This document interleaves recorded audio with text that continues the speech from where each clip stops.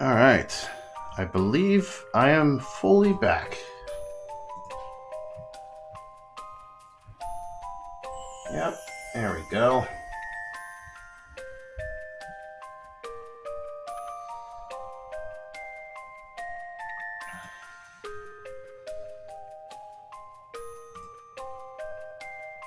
Welcome to the chat room. Alright, apologies. Internet went down for a bit. Had to reset my modem.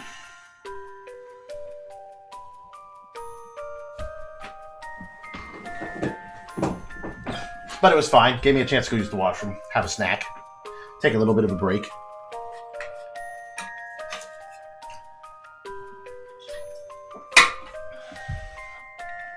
Now, what I was doing was I had changed Agnes to a monk, but I'm still gonna give her the miscellany ability so that she could still cast Treat. Deal double damage of a conventional attack to one target, but there's a 50% chance that the attack will miss. Don't like that. Don't like those options, but we'll add miscellaneous. I don't have any ability points yet. Or any passives. Increase attack power with bare fists and knuckles. Also boosts unarmed attack power based on your level. So immediately, she should remove. Yeah, 25. She actually gets weaker.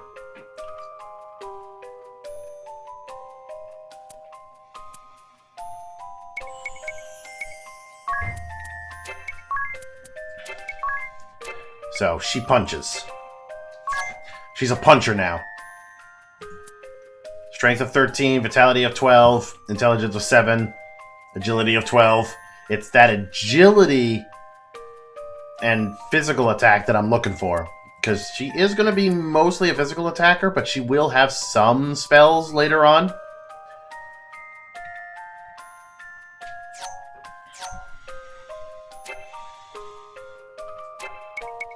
But she is good to go. And she also has 317 health now, which is good. Tiz, you're going to be the white mage for now.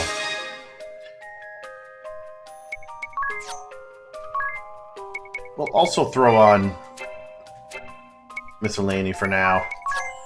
And I guess you can have a dagger until we go get you some stuff. So congratulations, you got a dagger.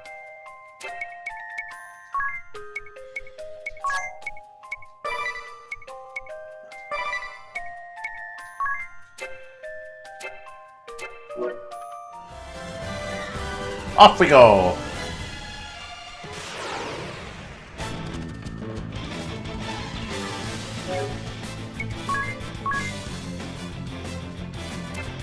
Yeah, powerful but less accurate attack. She can still heal. I don't have any white magic at the moment, but I should be able to go buy some.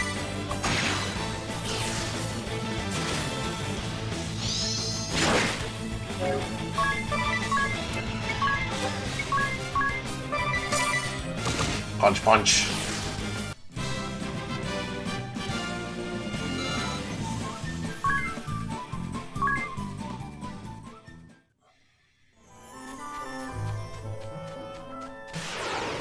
Sadly, like, if I were to take off experience points and only make it so that we get just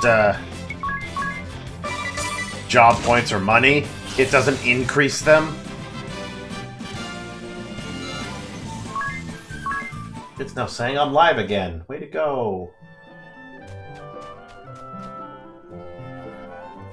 I'm live again? To cast magic, you need the spell scroll, the corresponding ability. The party can all share a single scroll, and abilities have level limits, as in White Magic Level 2.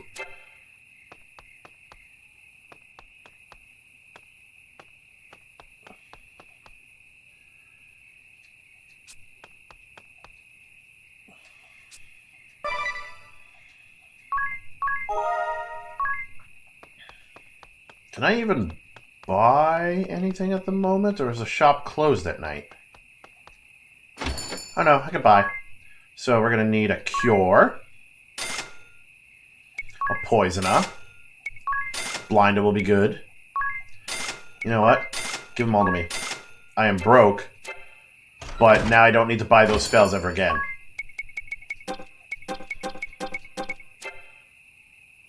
So I now know Cure, Poison Up, Blinder, and I will know Fire, Blizzard, and Thunder later.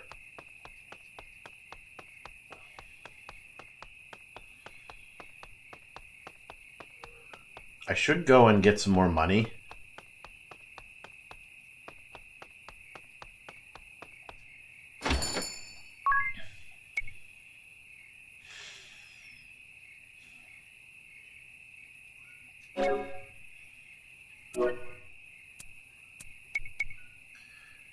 Giving a staff for...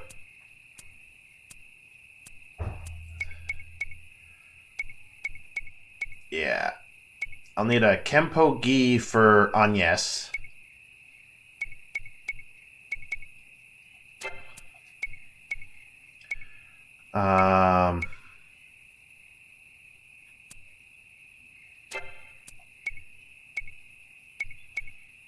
Even though the Linen Cuirass does give more defense, but the Kempo Gi gives her the evade and the agility.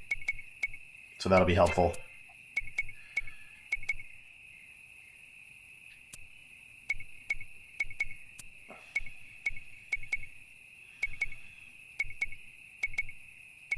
Could give her the pointy hat for the magic defense boost.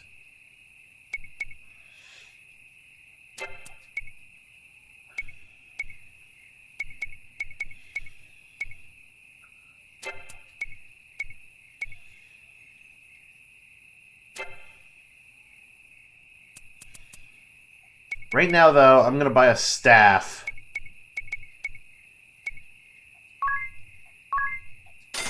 For Tiz.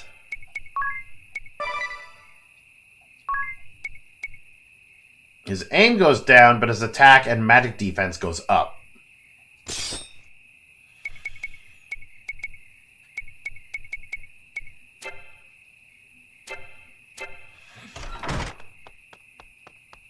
And I need to go get some money for Agnes, so I can get her equipment set up.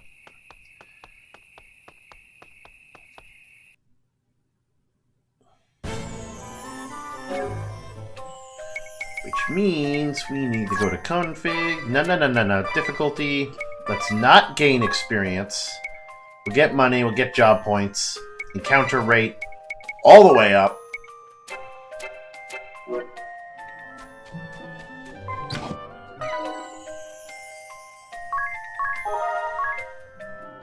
Oh, and this is done. We got a bronze armor shop now.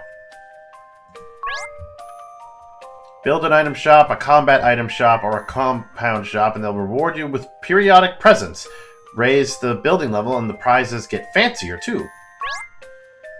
Build a shop in Norende, and you can buy items from it through the adventurer from anywhere in the world. Raise the building level of your shops to improve the inventory at the adventurer shop. You can get special moves and parts immediately after building or leveling up is complete. That'll take 1 hour to build that.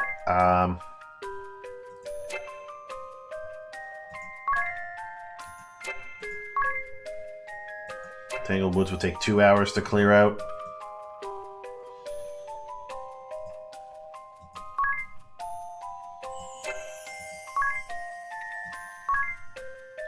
Let's take the 15 minutes to build the potion shop.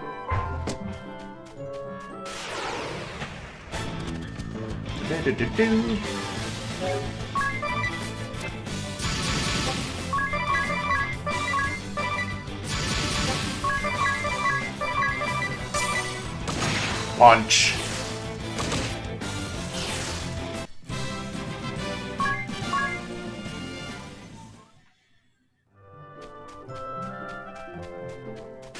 See, no experience points. We just got get job points. And more importantly, money, but job points are also helpful. But this makes it so that I don't over level.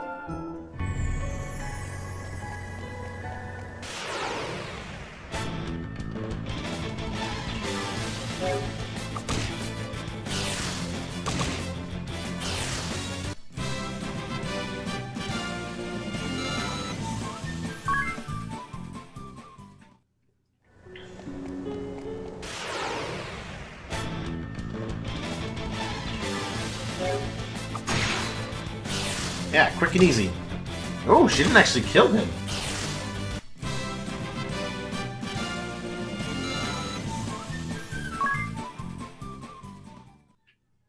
Yeah, we'll just, you know, go through this dungeon, and then, like, we'll just walk to the exit of this dungeon and walk back. And whatever job points it gives us, that should give us a job level or two. Because we're already halfway to the first job level. And I've ramped up the difficulty.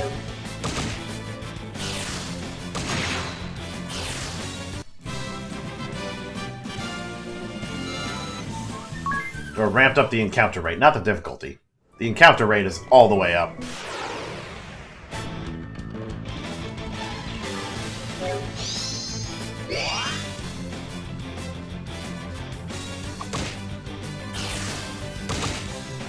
Yeah, he even guarded. She wasn't having any of that.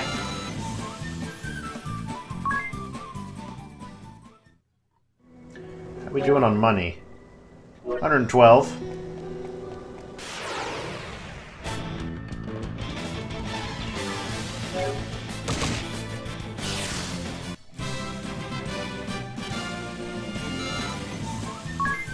Yeah, money is the important thing.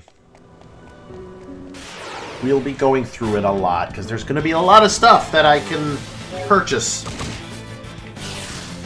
I mean, once I get Thief, I should be able to steal, which would be able to help mitigate some of that. And I think... is it Thief or Merchant? It would make sense if it was Merchant. Merchant would be able to help save money. But I don't like Merchant. There's not much in the Merchant job that I care for.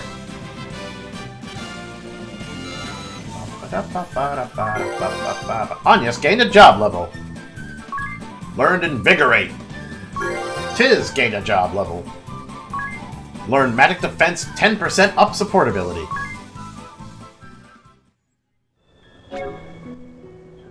Well, that's handy, so guess what? You're using it.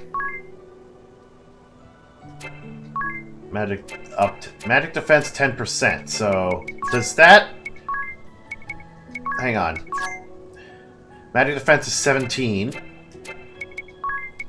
Ability. Put that on. Magic Defense 18. Okay, so yeah, it does... I was just checking if it was like, you know, Final Fantasy V. Because in Final Fantasy V, once you have the job, passives like that are automatic.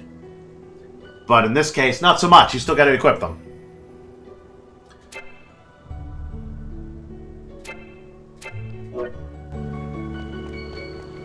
Tiz, how much MP you got? 67? I mean, Agnes is fine. These guys aren't doing any damage to us.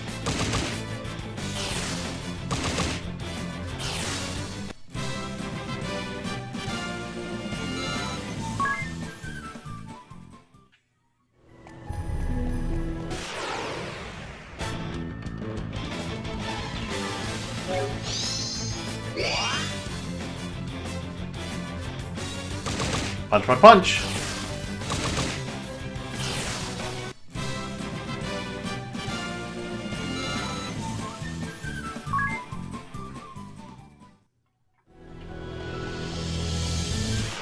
Yeah, Tiz is almost ready for a level up, but I'm not gaining any experience at the moment. Why is he going for it? And he just one-shot that dude.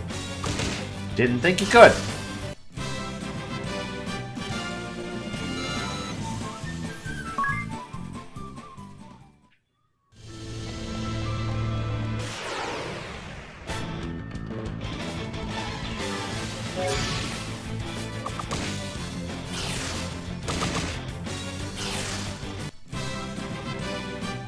I should see if that job level gave them more stats. I didn't look at that.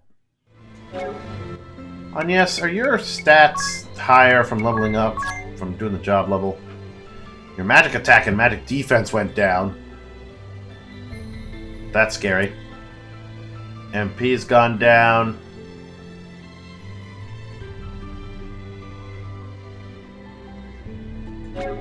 Affects magic attack power and chance to inflict status alignments. Variable info monk.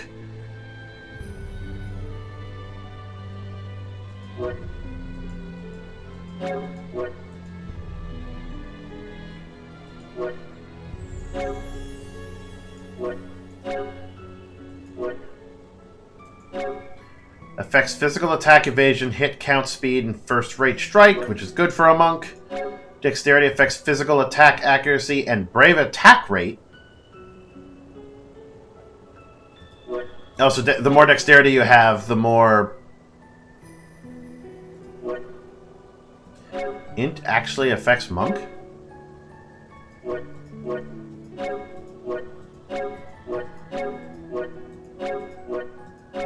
No. It's showing for all except for dexterity. Yeah, but the more dexterity you have, the more attacks you hit, like at once.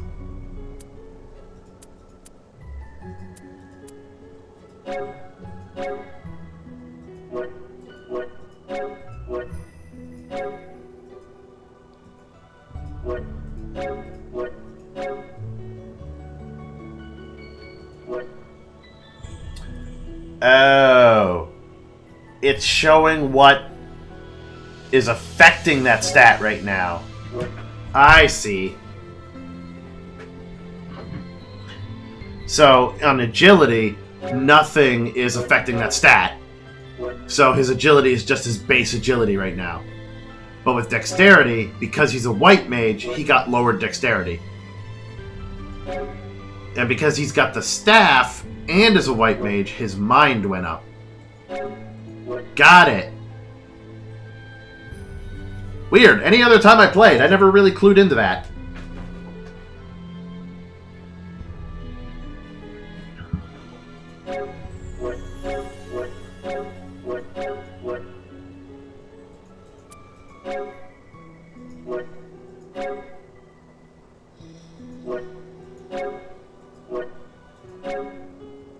So his magic defense right now is being affected by the staff, the linen cuirass, the magic defense up, and the white mage. His aim, just white mage, and his evade, nothing. So with Agnes, Knuckle Lore comes into effect. Raises arm aptitude for Knuckles to S. In addition, when no weapons are equipped, a value equal to 2 times your level will be added to your physical attack. So she is level 6 right now. So she gains 12 attack points just by having nothing in her hand.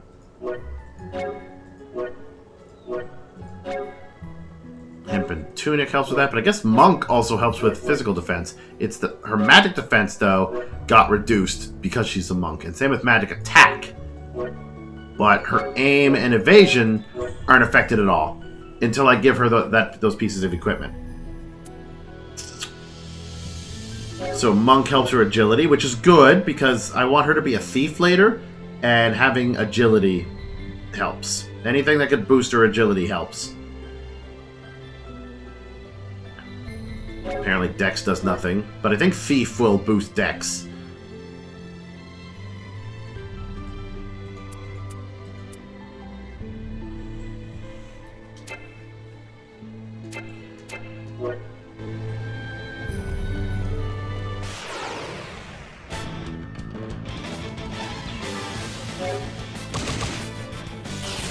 Yeah, because Thief is really good in this game. There's a particular ability that they learn. What's it called? Like Godspeed Strike or something? And it pierces the enemy's defense and its attack is based on their speed, I think. Hey, how you doing?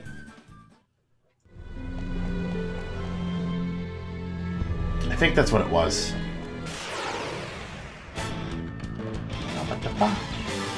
Even though monks do learn Pressure Point, which Pressure Point is physical attack based on their physical attack, and it, I think, also ignores defense.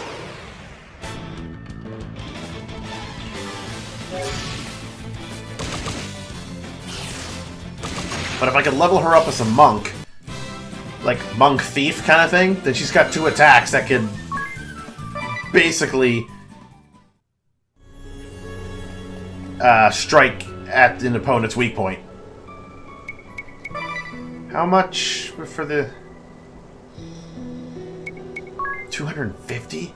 I could buy it, but I won't.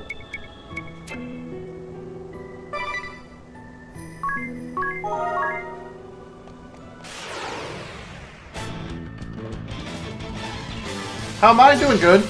My internet went down a little bit ago, but it's fine. Seems to be fine now.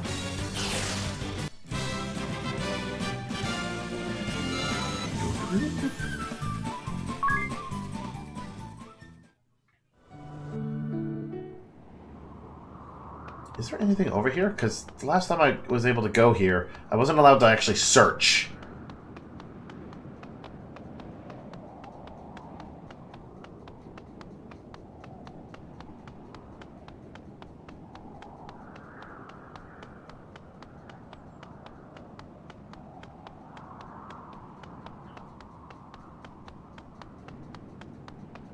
No, I don't think there's anything here.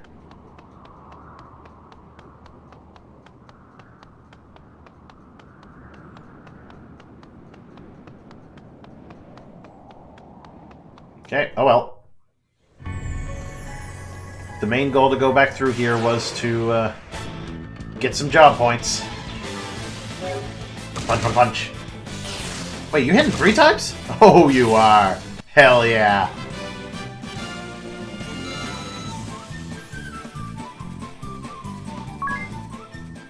Another 40 more JP, and we'll get another job level.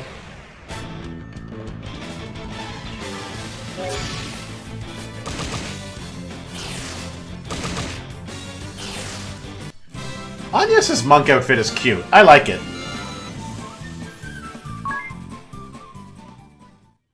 Like, any of the men wearing the monk outfit just wears the same outfit as what's-his-face was wearing. But I like Agnes's monk outfit. She gets a lot of the cute outfits whenever she gets a new job.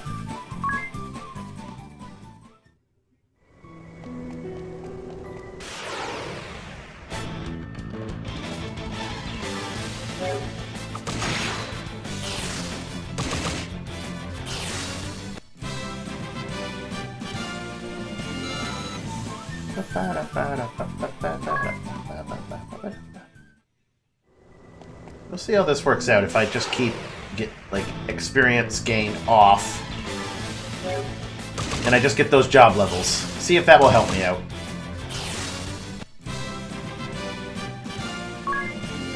Or if that's gonna just hinder me down the line.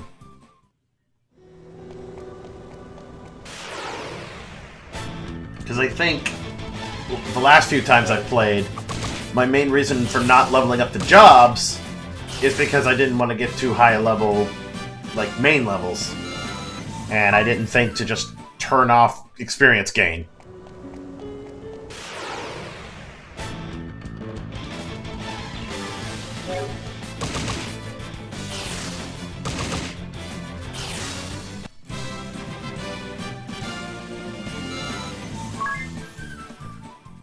Yeah, we should at least be able to get both of them another job level, and then we can keep going.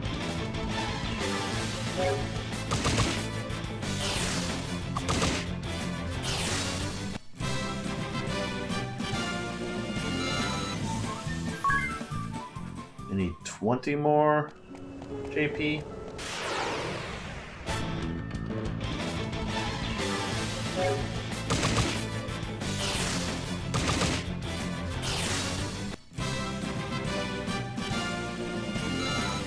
I'm getting 12 pig each battle. How am I doing on the money? Well, 424. That's pretty good.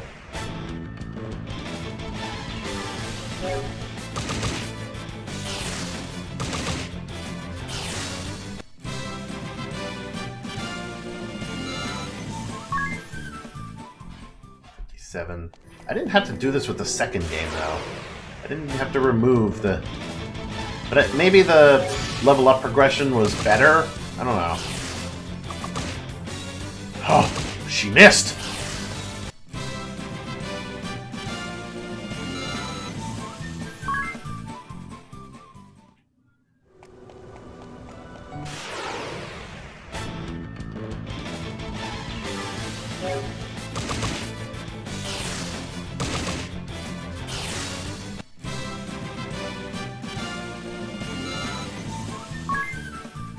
Seven more. This is a quick way to get some early job levels. Oh, nice.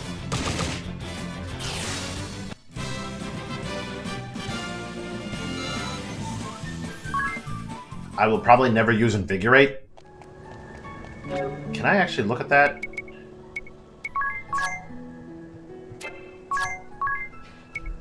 Invigorate. Raises your physical attack by 25% for 2 turns. However, there's a 25% chance of failure, in which case you will take damage equal to 20% of your maximum HP.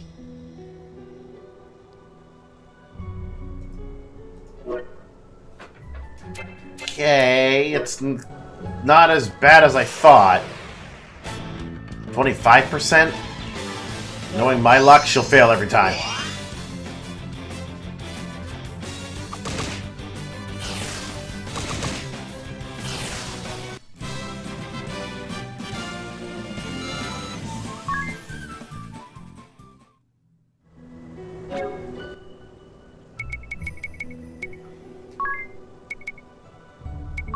Alright, we can set the encounter rate back to normal.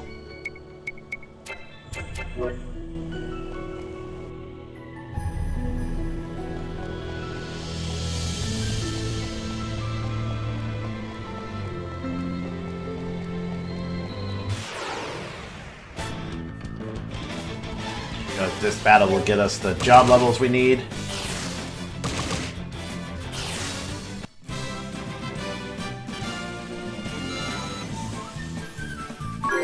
And yes, gained a job level. Learned Inner Alchemy. Tiz gained a job level. Learned White Magic level 2. Alright, so he can at least use level 2 White Magic outside of... Well, if he were to switch to another class.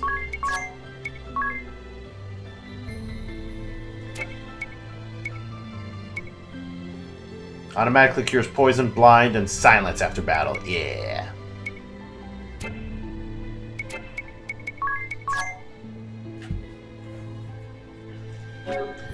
Enables the use of level 1 white magic, cure, poisona, and blindna. Note that these cannot be used with the appropriate scrolls. And white magic level 2 enables the use of level 2 white magic, protect, shell, and arrow. I'm not too big on those, but there's certain bosses I might use them on.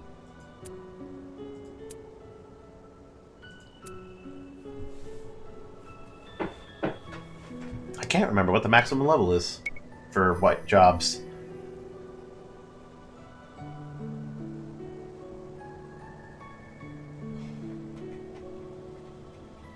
I think it's 12?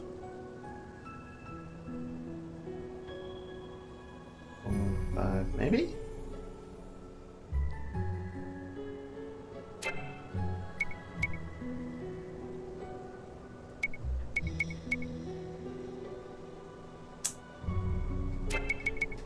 Tactics, config. Let's get the EXP back.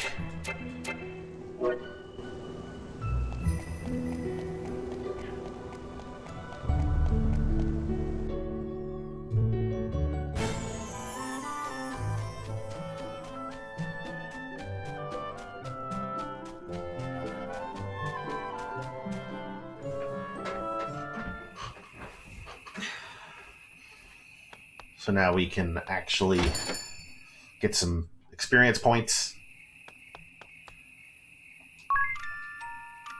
We'll rest up, get fully healed, because Agnes is actually half health and has been this whole time.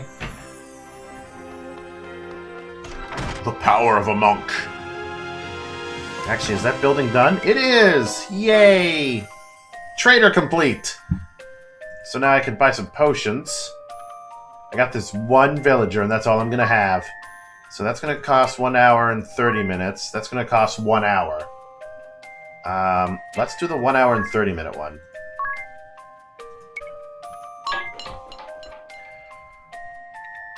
So that'll put me at 4:30.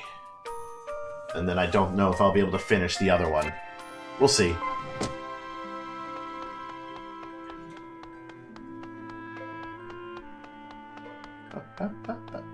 Yeah, spells are expensive. I really shouldn't have bought the black magic stuff, because I don't get the black mage until I get like 2 more characters.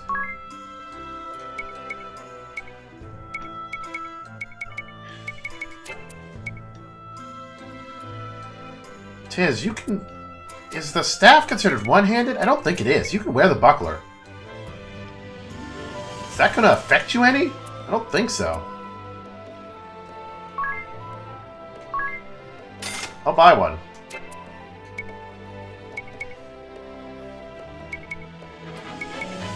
I'll buy 2 pointy hats.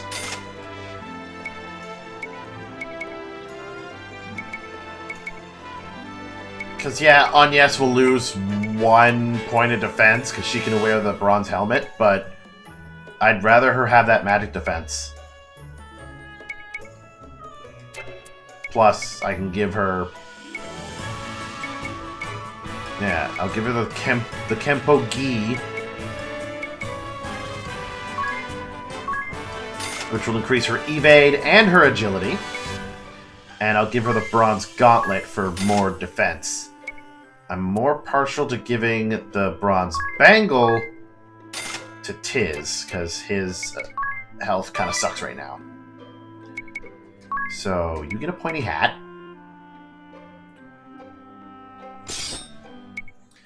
And a Kempo Gi, which raises your physical defense, your magic defense, and your evade. And you get a Bronze Gauntlet, which will raise your physical defense. Because right now you're my tank. I kind of need you to be tanky. And Tiz, I'll give you a buckler, which does raise your physical defense, magic defense, and your evade. So that's cool. You'll get a pointy hat, defense, magic attack, and magic defense. And you already got the linen cuirass, which I think is good for you. And you get the bronze bangle, which increases your health. Was there any... No, there wasn't really anything else.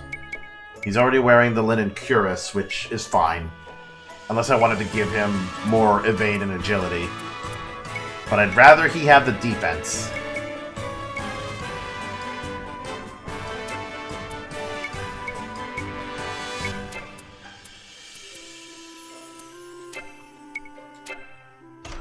There we go. There, and that makes Tiz have 300 HP.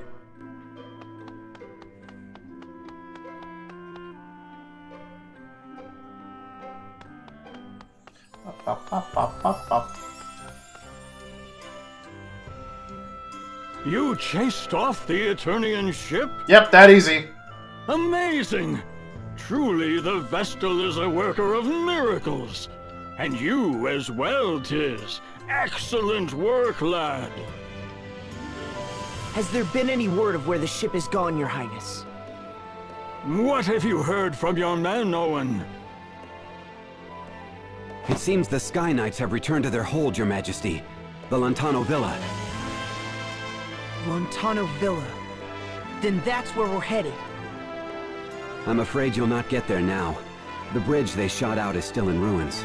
That's fine, we'll swim. We'll mount a full-scale offensive the moment it's repaired. For now, we must be patient. Go and rest. Party chat. 2 bumpkins. What's wrong? You seem distracted. Oh, I've just never before walked through such a lively city as this. Oh, really? I don't suppose it's anything special for you. You grew up here. But to me, this is all... Actually, me too. I'm sorry? I grew up in Norende. Norende has sheep and grass. Nothing like this. It's kind of overwhelming, to be honest. So I think I can relate pretty well, actually. Oh, I see. Well, yes then. What parts jump out at you What parts jump out at you the most? What's the strangest? Well, the number of people and buildings. And the fact that they all seem so tranquil astounds me. The seas are rotted, the duchy is invaded, and still. I suppose it's a testament to their faith in the king's rule. A far cry from the kingdom I left. I'd nearly forgotten. Owen informed me just before we left. Apparently, the innkeeper is preparing a special feast for us this evening. Best we not keep him waiting. Oh, right.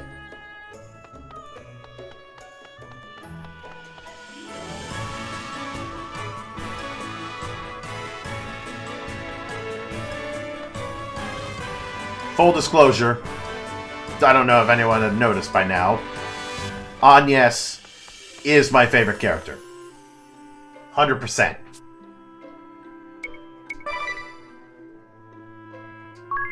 Like, all the characters in this game are great, but Agnes is my favorite.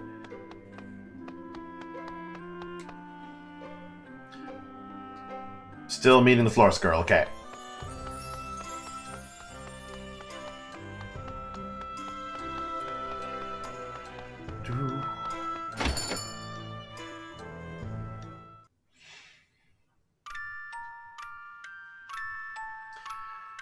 Rest time. Tiz, wake up!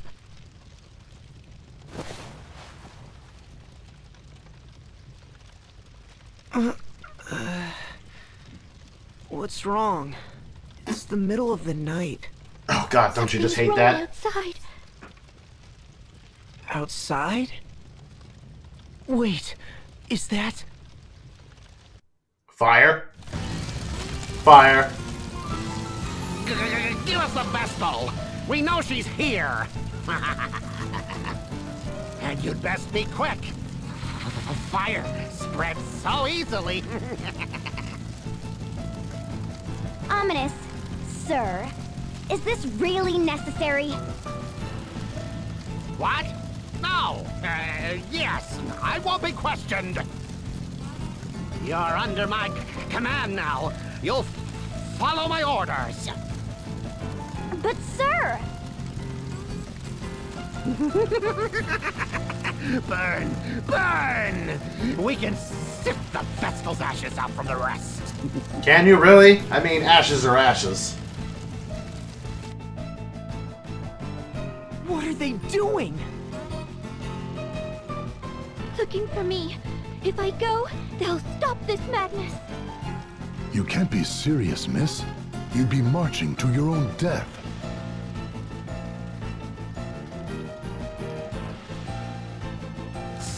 Seems these fools intend to hide the girl. If the whole city's complicit, the whole city can burn. Just watch. My fire will have this place charred black by morning. Black Mage Ominous Crow! What now? We've sent these people a clear message. It's time to withdraw! You still insist on undermining me? It's time you knew your place! Where are the actual guards? Murder. 5, 4. Okay, another fun fact. A lot of the characters I've seen in like anime-esque games and such have done that Murgurger, and I never knew how to actually pronounce it until this game. Because Edea does it a lot.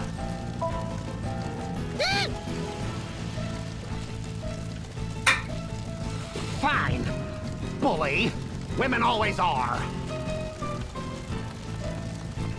Only to you. I'll be back tomorrow, and another house will burn. Then another the next night. And every night until you give up the girl. These poor villagers are just like, what girl are you talking about? We don't know anything.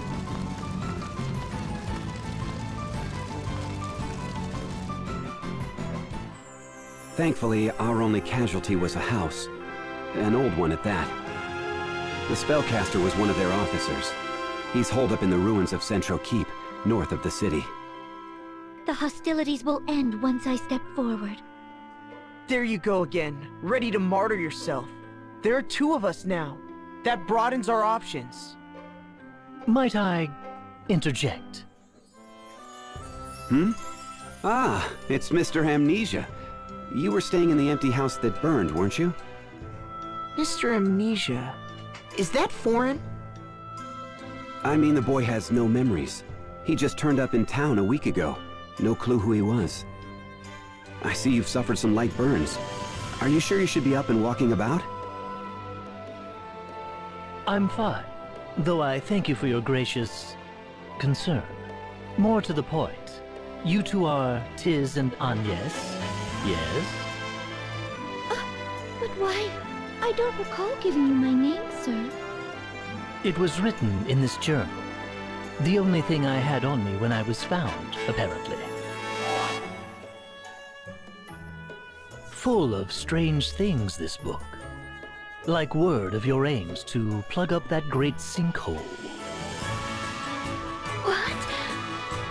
What's more, and this part is key, the journal states that you too will encounter a certain flaw. If my suspicions are correct, it's the girl who was accompanying that Eternian Firestarter. Pardon my asking, but how do you tie in? It appears you make for the Centro ruins, no? Then bring me along. That girl tugs at my mind. Oh, we've met before. When I saw her face amid the flames, I felt a spark. Not your customary running for your life thrill mind, but a real Thundaga to the heart epiphany. You know what a Her Thundaga gaze was is. equal parts innocence and tempered steel. Oh, to see those eyes don the sparkle of a smile. Her voice gentle as spring's sweet breeze, and should she see fit to call my name? Ah, my heart races. I insist you let me join you. It simply must be so. Unacceptable. Also, I'm repulsed beyond words. And this is why I love Agnes.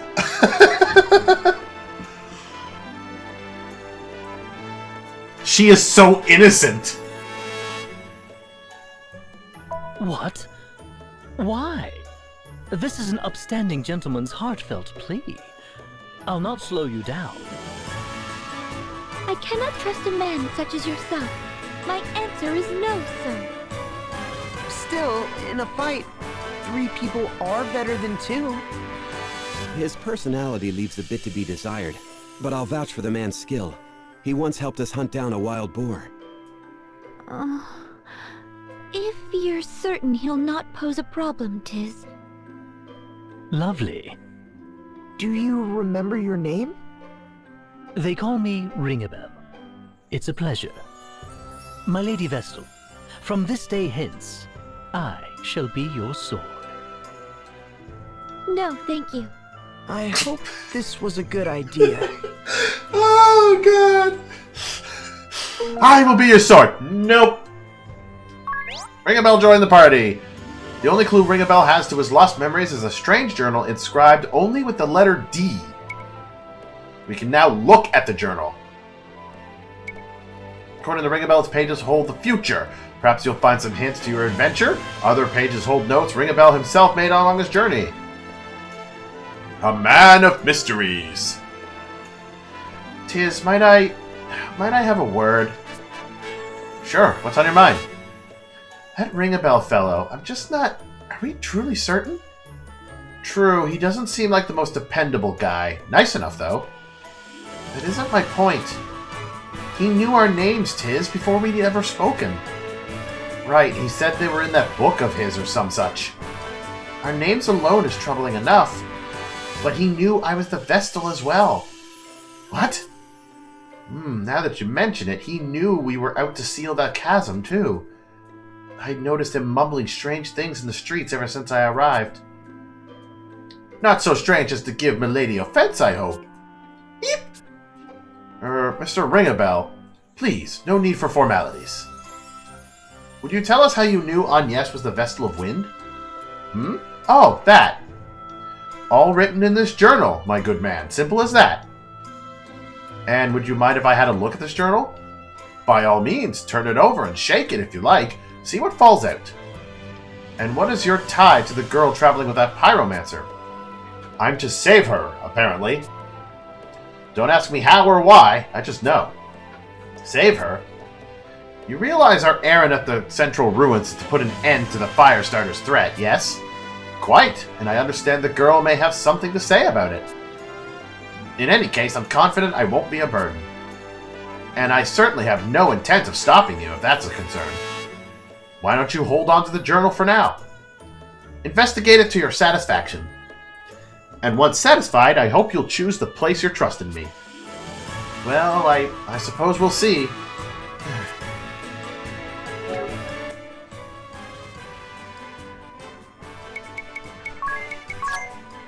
Should I keep him a freelancer for now? I think I will. Or I also turn him into a monk.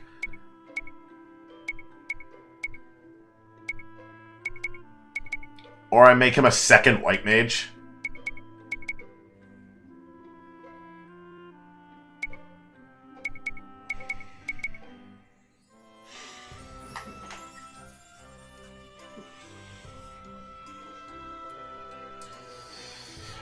How do I want to do this? How do I want to do this?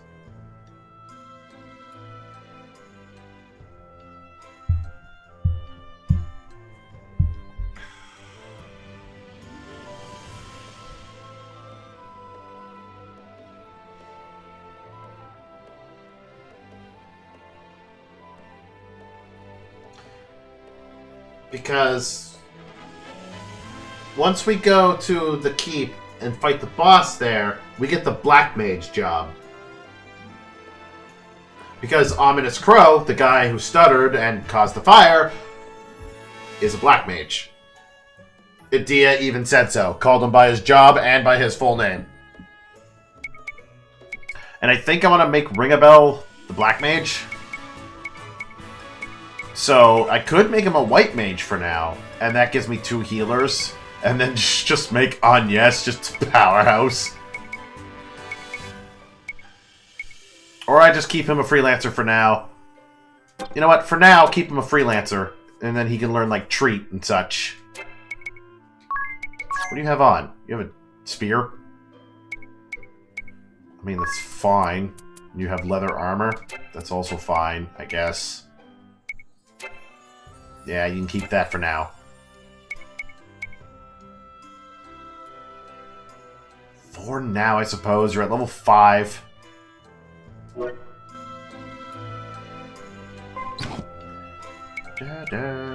Oh, we got an update. Hold on. You need a magic scroll before you could use a spell. Pick them up at your friendly neighborhood magic shop. Just look for the staff icon. Got some echo herbs. The character shown on the map is the top one listed in the menu. You can change your party's order under tactics. Why not try putting Agnes in the lead for now? But she is in the lead. Do you not see her in the lead? She in lead. The game literally wants me to, like, sort. Put Ring-a-Bell. And then switch Agnes back. Done! Got a wake-up bell. With the Freelancer's level 3 support ability, Divining Rod, set the number of unopened treasure chests in the current dungeon will be shown on the bottom screen map. Give it a try. Well, I just gotta get Ring-a-Bell's job level to 3. So, be sure to set support abilities under ability in the menu. The cost limit will increase as you progress through the game, up to a maximum of 5. But I have a support ability already. Tiz has a support ability. Can I, like, take that off and then put it back on and then... Yes, indeed! Getting a lot of wake-up bells.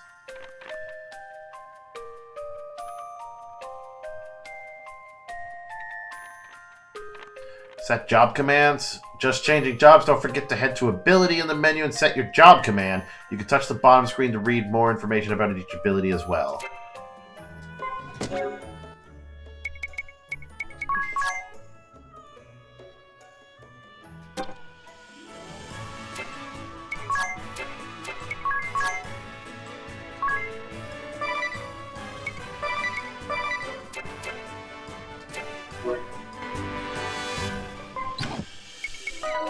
There, finish that. So now... Oh, God.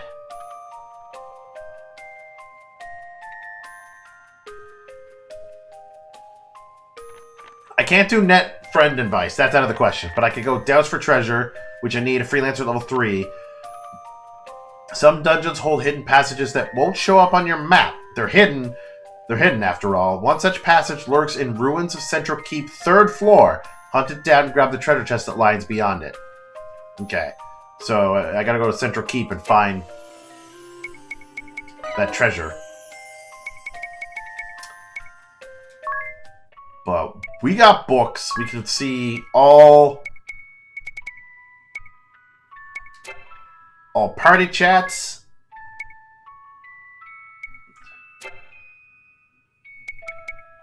Main scenario.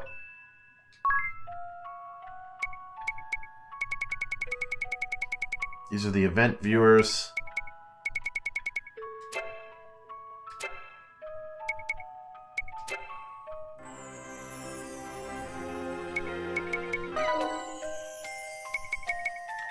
Job descriptions. Freelancer, jack of all trades, learns useful adventuring abilities, can use all equipment fairly well.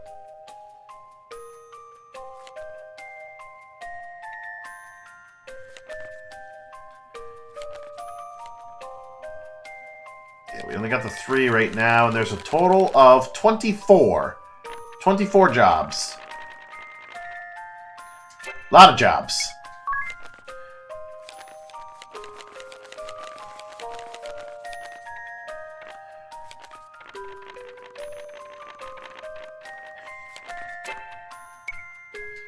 Encyclopedia. Items. Okay, yeah, these are all... There's nothing new about any of these.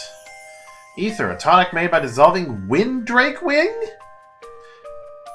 Alarune Petals, Megalodon Fang, and Treant Root in an Asper solution for 5 weeks?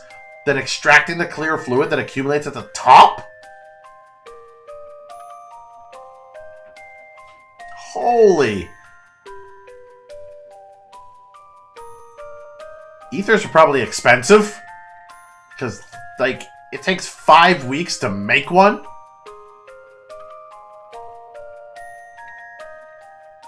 And you're only... What do you do with the extra fluid? Do you just keep it and reuse it?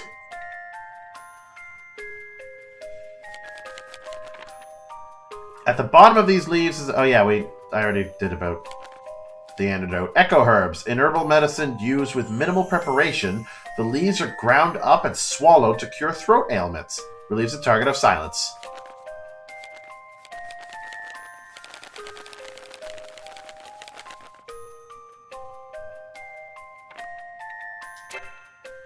So instead of just straight up gulping one down, you actually have to... Do I not have any swords?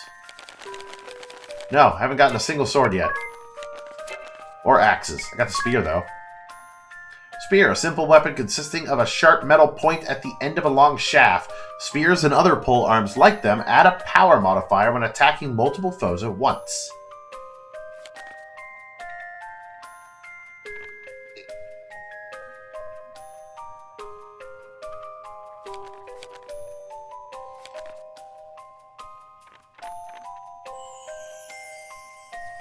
That's interesting to note. Power modifier when you attack multiple enemies at once. There is some jobs that are very useful for that.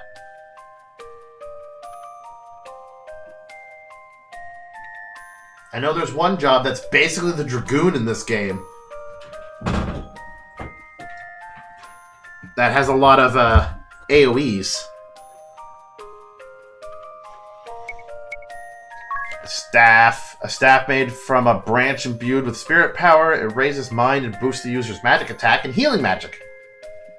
Staves add a power modifier when attacking multiple foes at once.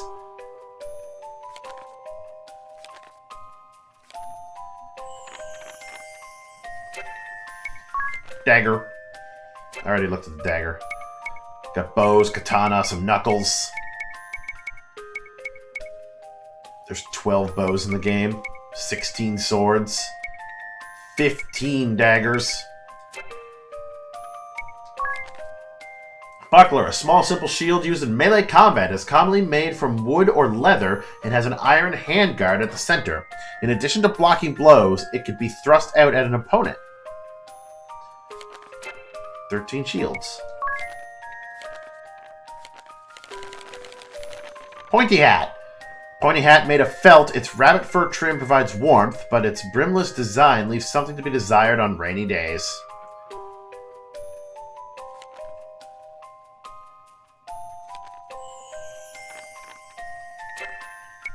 Torso armor. Leather armor. Armor made of tanned animal hides that have been stitched together. Its lightweight and affordability make it particularly accessible. It provides some protection against slashing weapons, but it does not have the durability required to protect against piercing or bludgeoning attacks. Oh man, that's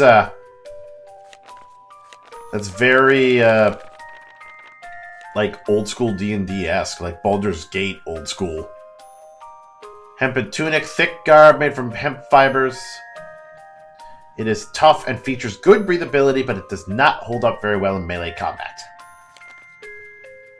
Kempo gi, a padded vest for practicing the martial arts. It is loose and light, allowing the martial artist to move freely. Patchwork is applied at crucial points to reinforce the garment, making it exceedingly durable. Agility plus agility and plus evasion. This is the one that's imbued with magic to make it as strong as metal. Or make it as strong as armor made of metal.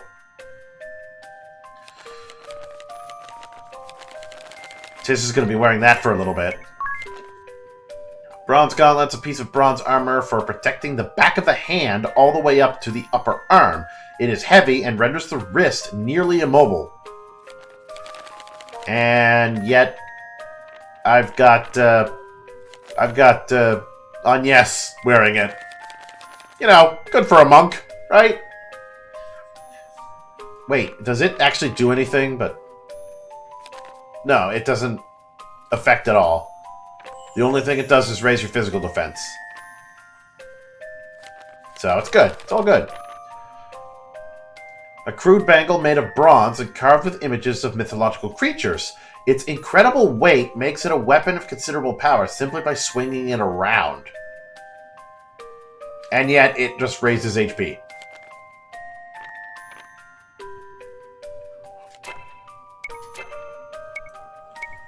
Combat bonuses? I've almost got all the combat bonuses, but... One turn victor, I got 13 times.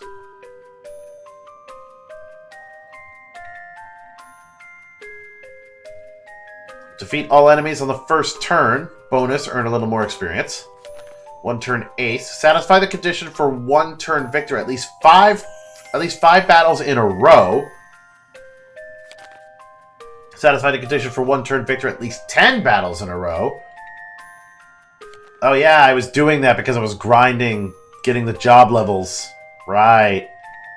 I would have gotten those, but I turned off experience points, so I didn't get those experience points. Unscathed, win a battle without taking any damage. Earn a few more job points. Unscathed ace, satisfy the condition for unscathed at least 5 battles in a row. And unscathed hero, same thing, but for 10 battles in a row. Earn many more job points. I could have kept it going. No, this one is... This one here is like if I wipe out the opponent, all opponents in one go. I think it's like as a sweep. I can't do that yet because I don't have any AoE attacks. We've encountered 5 humanoids, 1 aerial, and 1 undead, 1 inorganic, and 2 bosses. Goblin. These denizens of the mountains and forests pose little threat alone, but spell trouble in groups. Their charge attacks can be somewhat hard to deal with. Goblin Slasher. Rather intelligent for their kind, these goblins use both swords and shields. They are resolute in purpose and use guard to raise their P defense in battle. Goblin Archer. Very intelligent for their kind, these goblins are skilled archers. Their sharpshoot ability makes them dangerous foes. Sky Dueler. The swordsmen of the Eternian Sky Knight use prey on weak to focus on the foe with the lowest percentage of HP left. Not a very knight-like attack. Sky Archers, or the archers of the Eternian Sky Knights, have lower strength and HP than other Sky Knights, but their covering fire with poison arrow must not be taken lightly.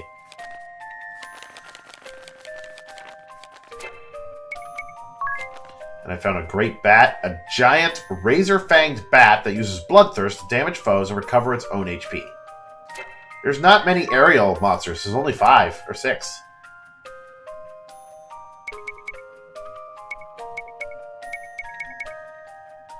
Undead, a zombie. This monster is a corpse animated by some dark power, but its sluggish movements keep it from being a great threat. Its rake attack, however, should not be taken lightly.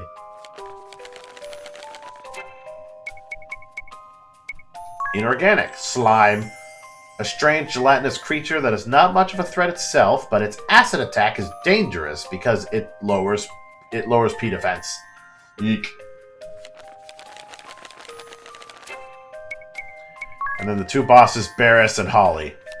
There's 32 bosses in the entire game. Barris, this brawny bearer of the Monk's Asterisk, uses Invigorate to raise his own P attack, but when desperate, he will explode in a rage that damages both friends and foes. Holly, this sexy sadistic bearer of the White Mage's Asterisk, uses a variety of white magic, such as Cure, Protect, and Arrow. I wish I could have met her. Oh, is this Ring-a-Bell that was... I think it's Ring-a-Bell that's writing all this.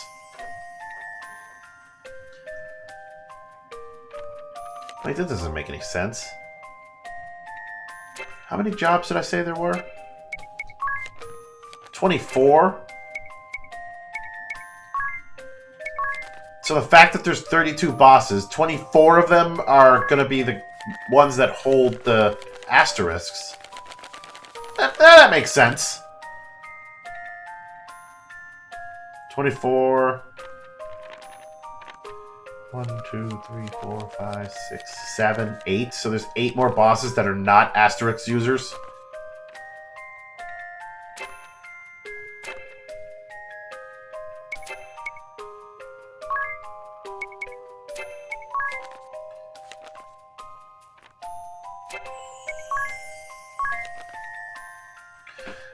Ring-a-Bell. Though my memory is gone, this name seems engraved upon my mind somehow. A tattered journal is my sole remaining possession. Who am I? A man of unknown age, currently experiencing amnesia, clearly a man of high morals, taciturn and reflective. I believe I am a gentleman well liked by all. Like spicy things, juicy things, dislike sweet things. Who am I? I've been asking around town the past few days, but I'm met by blank stares or laughter. Women simply turn tail with furrowed brow. Why am I here? At night I visit this cottage. I feel a sense of nostalgia here. I wonder about that gaunt man and the girl glaring at him with daggers in her eyes. Agnes is the wind vestal. I never heard that from anyone. I seem to have known it for a long time. I've seen her around town in the company of Tiz the past few days. According to this journal, they are about to set off on an epic journey to close the Great Chasm. Once they reach the Black Mage's Keep, they are sure to run into that girl. I must see her.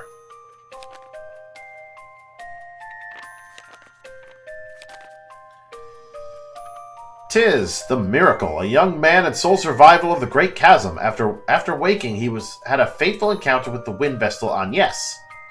A 19-year-old boy from Norende, a simple and honest soul, he has a gentle and amiable demeanor that makes him well-liked. He acts as a mediator between friends and often ends up with a lot on his plate, for which I am partly responsible. Likes hot home cooking, seafood, and dislikes gaudy baubles and crowds. Hearing that the Eternian Sky Knights plan to attack the town unless they hand over the Vestal, Agnes secretly decided to give herself up to save the people. Tiz sensed Agnes' resolve and offered to accompany her as a guide. He managed to keep her safe and defeated the monk and white mage. What, just him? Pretty sure she helped. I asked to accompany the Wind Vestal to the ruins of Central Keep to the north of town, where they intended to confront the Black Mage Ominous Crow. When I revealed what their names and purpose were written in my journal, and told them that I wished to meet the girl there, the Vestal grew suspicious. She would have left me behind if Tiz had not intervened. The Wind Vestal of the Oblige line. She met Aerie on a hill above the chasm. She encountered Tiz as foretold after her miraculously escaped death. A 20-year-old girl from Anchheim, as a Vestal, she has devoted her life to the crystals. She escaped the Temple of Wind after it was overrun by dark forces and came to investigate the Great Chasm. She has absolutely no sense of direction. Likes sweet treats, dislikes meat, crowds, being lost. Which is all the time. I asked to accompany Agnes, who was heading to the ruins of Central Keep to take on the arsonist and black mage Ominous Crow.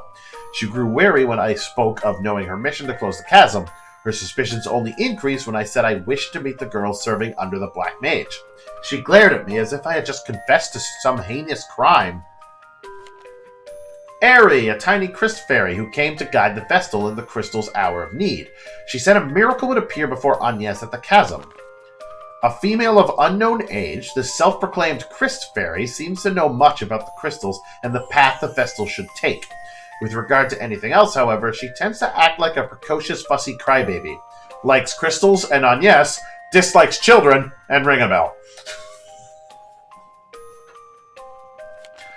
Captain Owen, a brave young man who serves as captain of the guard in Kaldisla. He nursed Tiz after the Great Chasm struck. He is the son of Karl the Innkeeper. A 24-year-old man from Kaldisla, the only son of Karl the Innkeeper. As a boy, he longed to become a royal guard out of love for his country. He performed many great services, demonstrating his unmatched valor, and he is now captain of the guard. Likes peace and roasted boar. Dislikes ghosts. Ah, poor Owen. Karl the Innkeep, the owner of the inn in Kaldisla. He has a gentle and sincere personality and is well liked by the townspeople. His son is Owen, captain of the guard. That's all we know of him. Cool. The elderly king who governs Kaldisla, 30 years into his rule, he continues the way of his line and desires only peace for his people. In recent years, the Eternian Sky Knights have raided Kaldisla and taken hostages. Now, with Norende swallowed by the Great Chasm, he feels more helpless than ever. He promised to do all he could to help rebuild the village and put Tiz, its sole survivor, in charge of its reconstruction.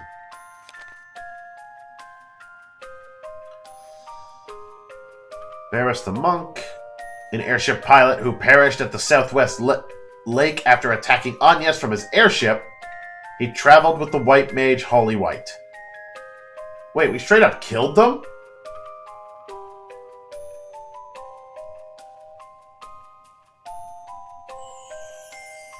I thought they survived that outcome.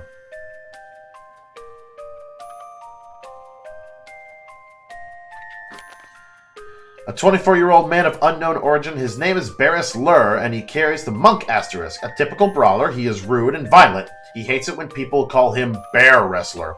Likes fighting, drinking, and meat. Dislikes strategy, thinking, and cowardice. Holly the White Mage. The White Mage who attacked Tiz with the Monk Barris. She was later defeated at the Southwest Lake, unstable and sadistic.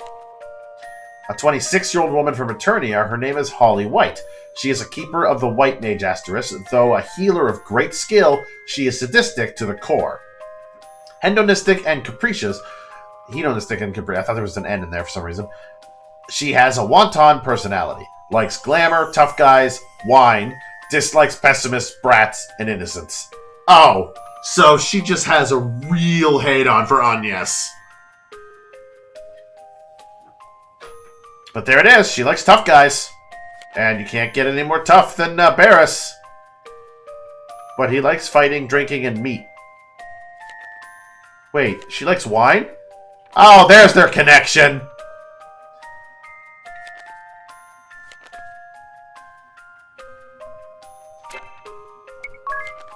They both have a love of drinking of some kind.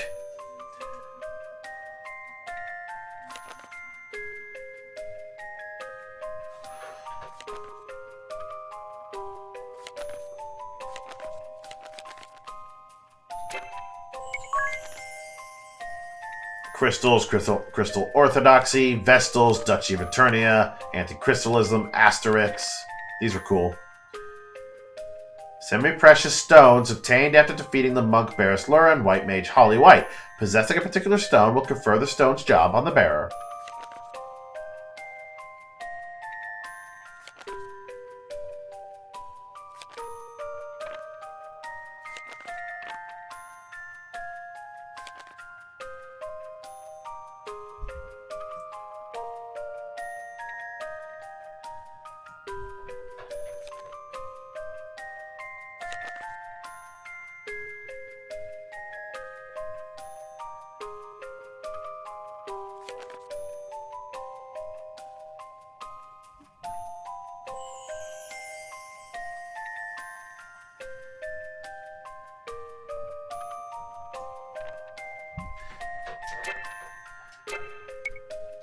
And now these wonderful enigmatic writings.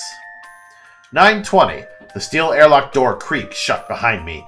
Footsteps investigating the noise drew close for a moment, but soon faded. I lowered myself into bed with a sigh. My right hand unconsciously drifted to the back of my head. There, beneath my pillow, it fell upon a picture frame. Within it, a disheveled room full of scrap iron, oil stains, and a single beautiful flower. Edea. My beloved Edea, I pine for the chance to see a smile unfurl across your face, set in equal parts courageous fire and innocence. I long to hear your voice, sweet like a spring breeze. Let it speak my name, and I shall die a happy man. I could hear the nervous shuffling outside my door of someone afraid to disturb me. Not afraid enough, it seems. I returned the photo to its hiding place and answered without bothering to conceal my irritation. I'm awake. What is it? I skimmed the manual I'd been given, then tossed it on the bed. I returned to Edea's smile, perfectly preserved within the picture frame. The echelot. My lips formed the word time and again as I watched the new ship in tow from my cabin porthole. 9:26. I hurried for the capital as the sun dipped below the Nerende Plateau. My steps are unnervingly light without my armor, and these clothes hang oddly on me. Most of all, I feel naked without a weapon. I was greeted at the city's edge by the sound of a whistle marking the arrival of a merchant ship. Between the merchants and the wholesalers, the dock workers unloading crates, the tired crewmen, and the eager children excited by the exotic wares, the port was buzzing with people. As I pushed my way upstream through the crowd and along the avenue toward the palace, I spotted a splendid building, its roof a rich navy. This must be the inn the old fisherman described. Inside, I found a man with a gentle mien sitting behind a well-polished counter.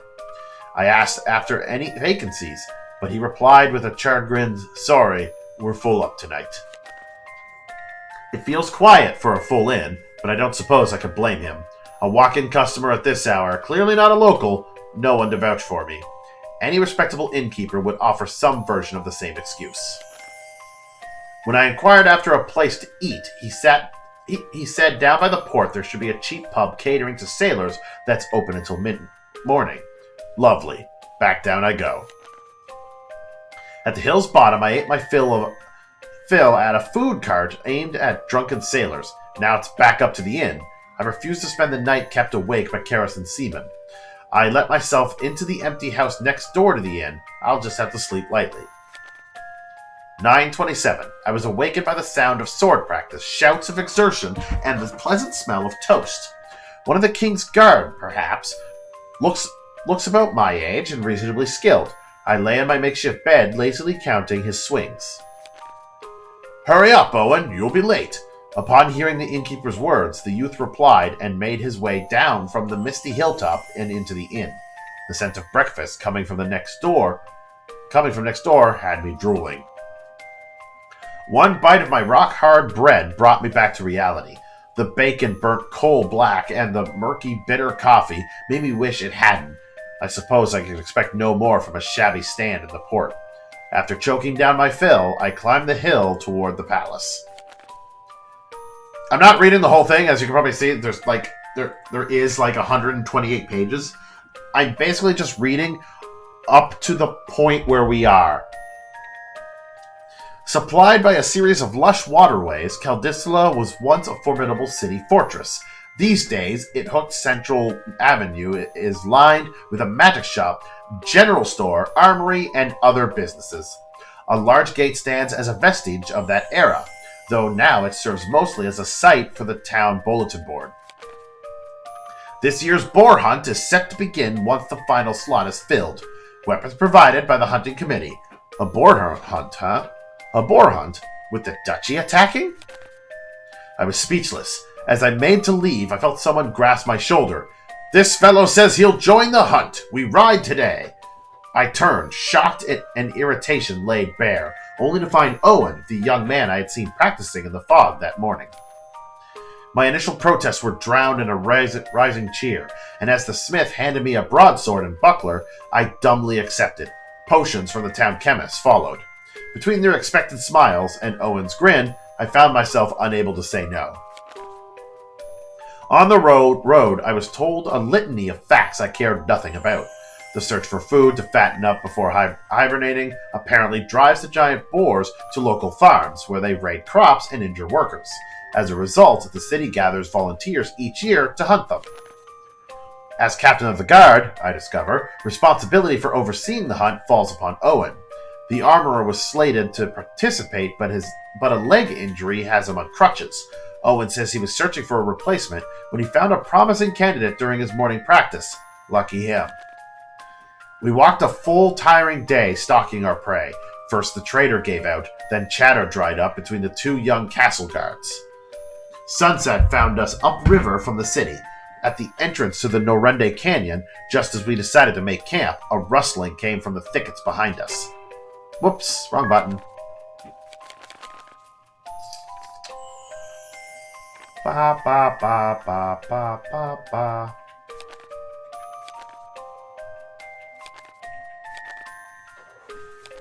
Hold on.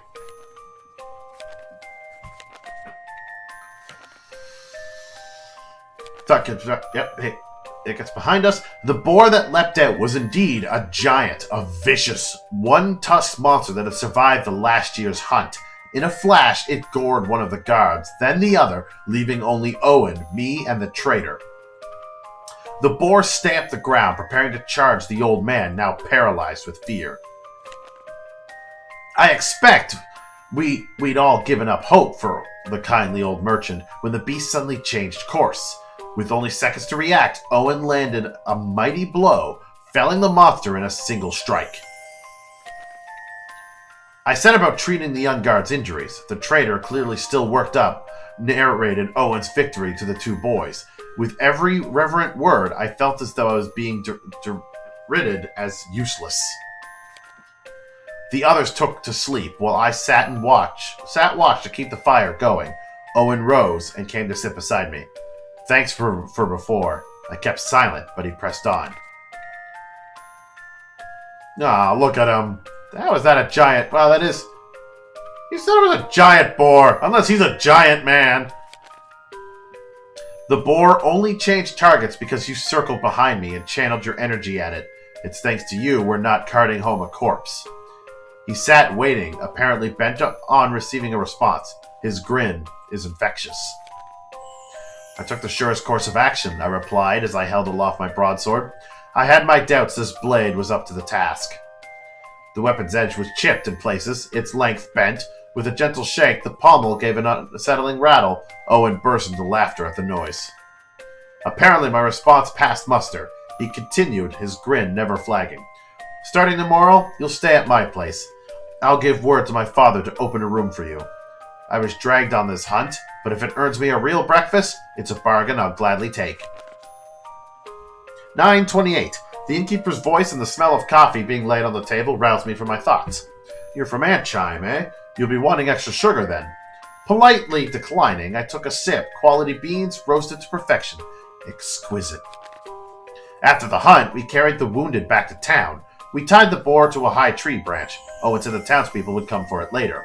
After seeing the boy's treatment, Owen invited me to his home. The end. Savior was the title he used when introducing me to his father. I was mortified. I was on a journey of personal discovery, originally come from Antchime. They bought my arbitrary lies without hesitation. They welcomed me. That evening we dined early and well. The boar had been carted back to town, and our share of the meat filled the table. Once Owen returned from the palace, we sat down to feast. The innkeeper is a brilliant cook, and we ate, drank, and reveled into the night. Come by the palace tomorrow. I want you to meet the king. He repeated himself time and again, words slurred from the wine, despite my pretending to be asleep. 10:03. I've been in Kaldisla a week, with no sign of the smoke signal. I join Owen in his training some mornings, walk the city streets, chat with the elderly, drink with the sailors at the docks, arm wrestle with the drunks. Mostly I just pass the time. Today was another peaceful afternoon, the same as any other. Owen was at the palace since morning. I was enjoying a cup of the innkeeper's coffee. It happened in an instant. I felt as if someone was set to plunge a knife into my back. I turned and saw a window. Through it, the northern sky was on fire in a flash of pure white. Moments later, the inn shook. An earthquake? Shockwave? All of Kaldisla trembled. The innkeeper moaned about a set of heirloom teacups breaking. I had my doubts that teacups would be the worst of the damage. Outside, I spied some injured people, but the city and palace stood unharmed. Another flash lit the sky northwest, close, the Norende Plateau, perhaps. 10:04. It wasn't until the following morning that Owen came home. By the time he finished muttering about his morning training, he was snoring. A knock at his door put an end to that brief rest that afternoon. The river's jammed with rubble. After receiving the scout's report, Owen wolfed down the late breakfast his father had readied, then turned to me. Sounds like I may need a hand later. I nodded, eyes fixed on the northwestern sky. The bridge across Kaldisla River had lain in ruins since the duchy felled it. Now a flotilla of further rubble and countless corpses approached from upstream. Upstream means the Norende Canyon, and the village of Norende at its source. I suppose that's our epicenter. Owen and I split up and joined the others searching for victims. Owen's team searched the river's mouth, while I gathered men from the town and to search further upstream. I have a longsword at my side, a new one, this time in good condition. Seems the smithy's been busy. The armorer, the old trader, and a dockhand joined me on the shadowy path through the canyon. A few paces in, the armorer spotted something floating by. A young man floating face up and snagged on the rocks. Hey, it's Tiz. We ran to his side. He's breathing. The boy's alive. While the others rejoiced, I was more concerned with the ominous shadows surrounding us. Goblins? What are monsters doing here? There ought not to be monsters so close to human settlement. Not in these numbers. The townspeople were clearly overwhelmed. No doubt this was their first such encounter. I hesitated, unsure for a moment. But no, I had to take action. When I give the signal, hoist this boy out and sprint for the canyon's mouth. Is that clear? A nod returned from each of them. Sudden movement would distract the creatures for a moment. I had hoped that's all I needed. Now go! Thankfully, both merchants escaped, as well as the dockhand with the unconscious boy across his shoulders. Left alone, I faced a quickly closing circle of enemies. So be it, I thought. Come closer then. A bit more, a deep growl emerged from my chest. Black Bane! When I emerged from the canyon on shaky legs, I was greeted by 3 anxious faces. It was this fellow that saved me, I said, holding aloft the badly worn longsword. A huge, proud grin threatened to split the armorer's cheeks. We hurried the boy back to town. I carried him to the inn. I need spirits and all the bandages you've got, and Gramps, all the potions you've got too. I laid him in a bed by the window, stripped him down, and had a look at his wounds. Thankfully, they were light, though he still showed no sign of stirring. Owen's group returned soon. After a few of his men wounded, they'd run into monsters as well, leaving men to guard the gates. He made for the palace to report and formulate a plan. When he came to deliver the medicine, the old trader remarked that the boy's clothing bore a Norende pattern. 10:07. 3 days the boy had stayed at the inn, and still no signs of waking. The innkeeper says he's run a fever the entire time. This afternoon is a warm one. Now I'm watching the innkeeper nod off at the counter. The aftershocks have stopped, and peace is slowly returning to the city. But a shadow lingers over the earth, the sky, and the townspeople's hearts. Glancing through the window, I saw people motioning toward the port. Another merchant ship, I thought, but no, their shouts were anxious, not excited. I stepped outside, following the gaze of the others in the street. I saw a merchant vessel drifting into port, but something was wrong. The ship was listing hard, its aft mast broken. I sprinted down the hill. As I ran, I noticed a dark, heavy color spreading through the water from the mouth of the bay inward. I caught snippets as I passed. The sea's begun to rot. Ships can't leave the bay. No fish in the last few days. A few days. Then the change began when the quake hit. The ship listed further, rescue boats surrounding it. Most of the cargo had already been cast overboard. When the boats reached the pier, a parade of passengers and crew emerged, each looking more exhausted than the next. By some miracle, there were no lives lost, though most of the freight followed the ship to the bottom of the bay. The merchants mourned their lost profits, and the crew their vessel. The seamen had lost their sea, and the passengers were now stranded, despite despair ran rampant. Except for one young girl. Agnes! She was full of questions, about the quake 4 days prior, about the flash that lit the sky, about Norende. Did you know someone in the village? Family, perhaps? Her jaws set at my query. Was it anger? Fear? She wordlessly shook her head from side to side. No, I just figured, hearing you ask about the quake so soon after weathering the sea. I thought maybe you were friends of that boy's. Boy? What boy? Came her reply. Suspicion played on her face. But as the next boat reached the pier, we were shooed out of the harbor. Another visitor from Antchime, eh? You must be tired. Why don't you stay with us till you're settled? I recall a different sort of greeting. I cast a sour smile his way, and he responded with a grin. We've a sick one in the back. I hope you don't mind. The girl replied with a nod. Her name, I learned, was Agnes. She seemed guarded about her past. Not that I can talk. Conversation continues to be awkward. She shows interest in what was happening in this country when the quake hit. For my part, I asked her about the sea. Her ship had left before the earthquake struck. She says about halfway between Antchime and Kadisla, their pace began to slow. The seawater clouded, and dead fish began to float to the surface. First, small ones, then larger. As they neared port, the wind died. It was pure luck the ship drifted in before going calm. Other vessels they passed in the bay, she reported, were less fortunate. She listened as I recounted what happened in the canyon, the color draining from her face. I told her the village was likely at the quake's epicenter, and that monsters had flooded the area in its wake. We talked late into the night. She stayed there as they watched over Tiz.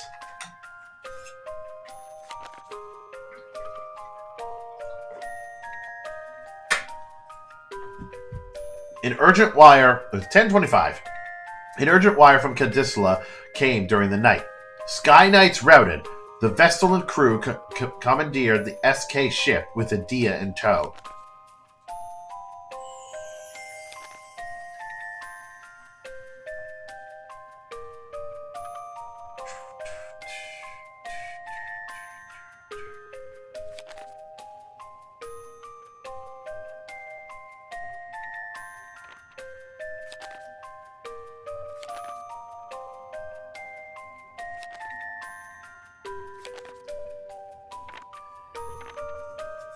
And that right there will be the end of the book.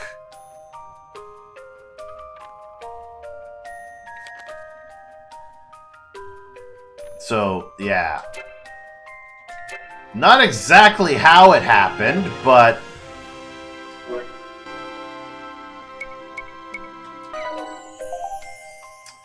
Trader, teleport stone, and potion! Still 30 more seconds from... No, 30 minutes. Those are minutes, not seconds.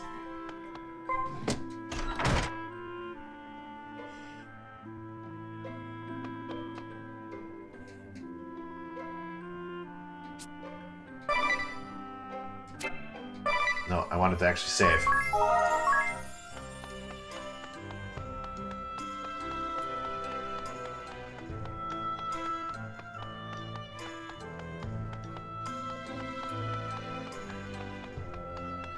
So we gotta go north. Ability links. Ability links let you use abilities that your friends have learned. Have a friend who's further along, borrow one of their powerful abilities, or coordinate with them and train different jobs. You can only link one character per friend, so try at least 4 friends you can rely on.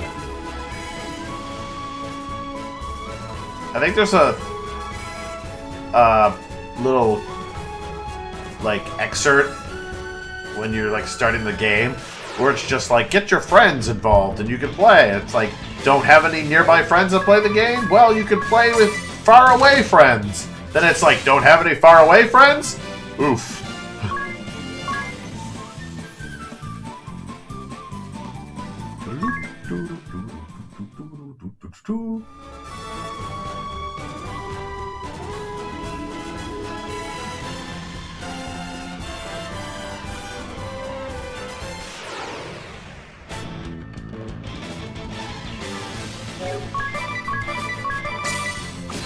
That. Good job, ring a bell.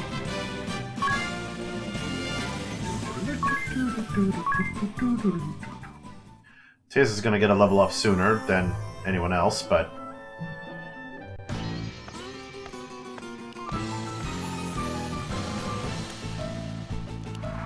Ruins of Central Keep.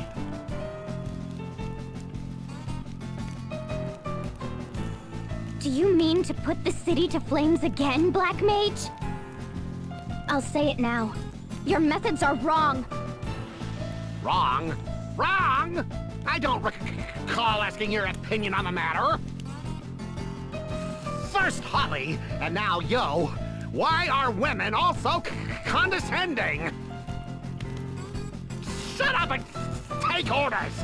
Just because your father's Grand Marshal doesn't give you license for insubordination! I've seen more than enough to know this much. You are undeserving of my trust and my loyalty. If you insist on pursuing this coward's agenda, I swear upon my name that I will stop you.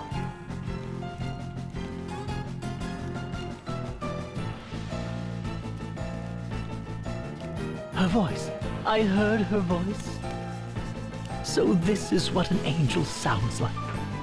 Calm down, ring a bell. Your ears must be better than mine.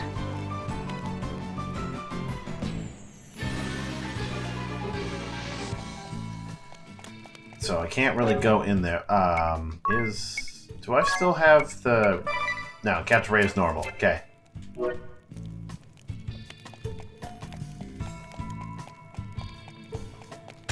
Ka-chunk!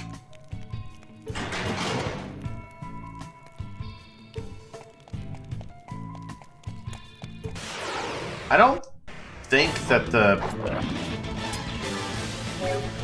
the thief classes have the ability to like see secret passages. Ow! Why you gotta hurt?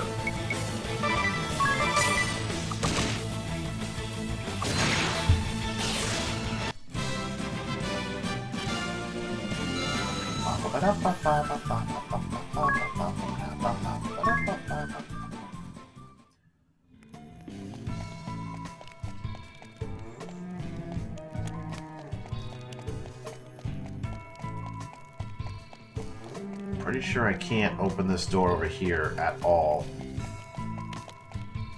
No. I need the key. Enemies get first strike. Hold on, nope.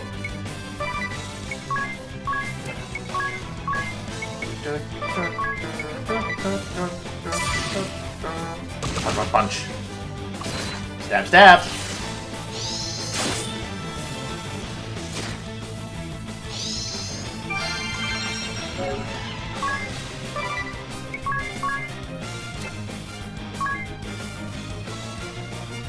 Four MP to...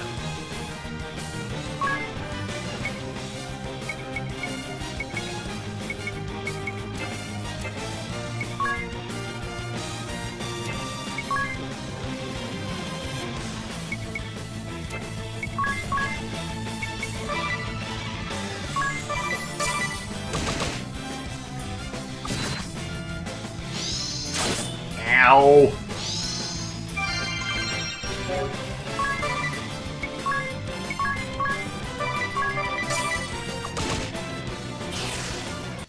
She knows treat. I should have her use treat.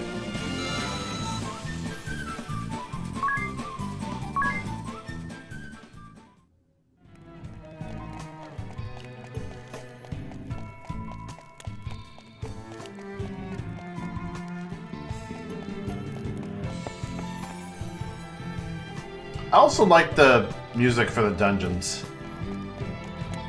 I think it's on third floor. That's third floor that has the secret. Ooh, that's a lot, but I need you to treat yourself.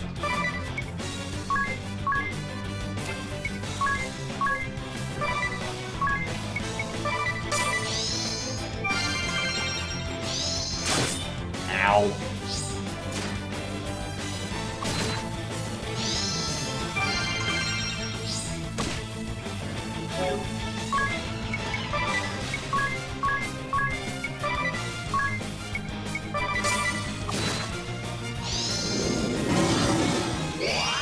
Physical attack up.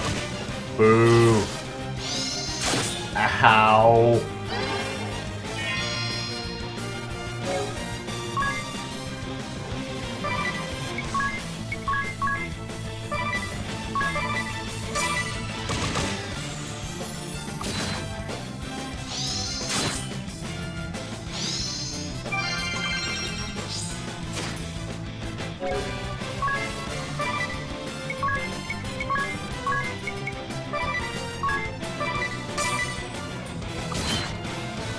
Okay, it was low enough health that I could kill him.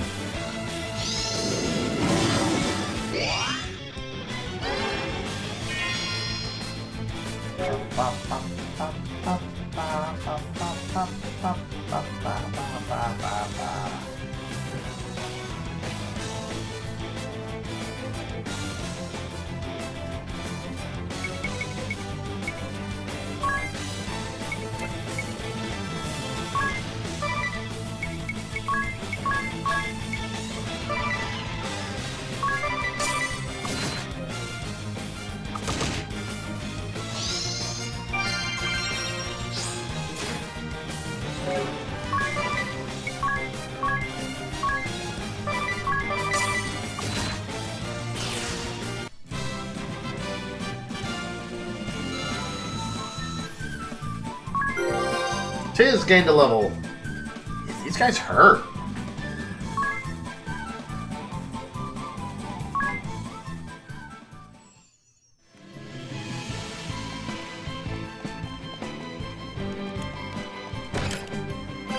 Silver glasses.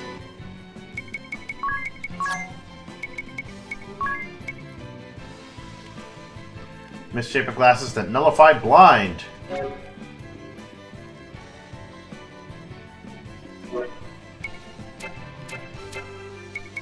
I feel like I want to give that to... She loses some physical defense, but...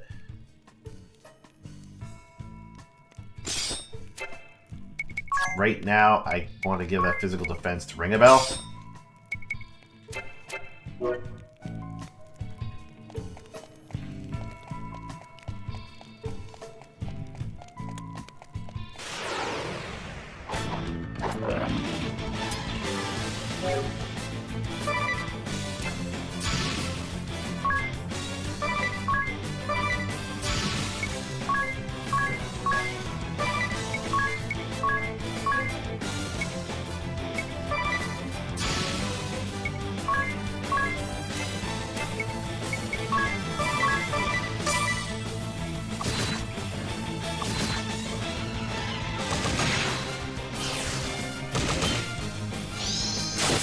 Damn it!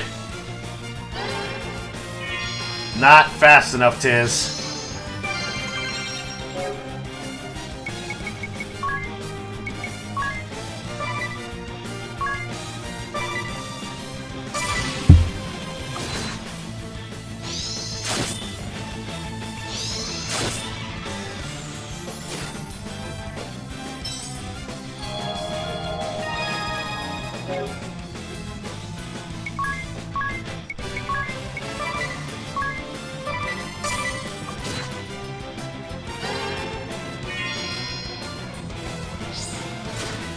Stop beating up on Ring a Bell. Wonder if this will work.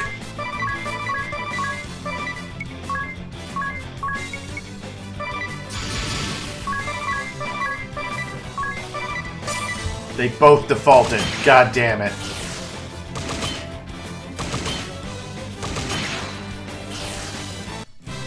Don't care. Anya's had the strength.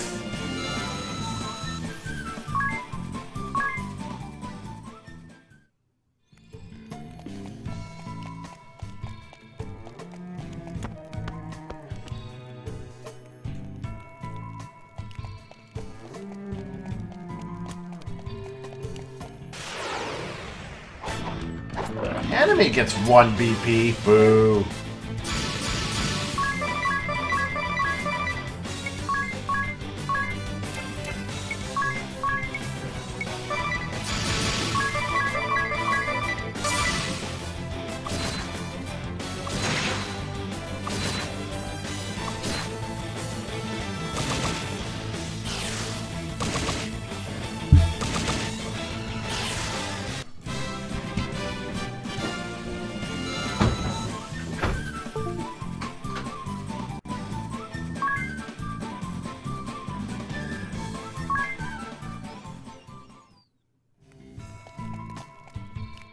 I need to leave. Even though I'm pretty sure I still got like lots of Phoenix Downs. The fact that I had to use one, I don't like that.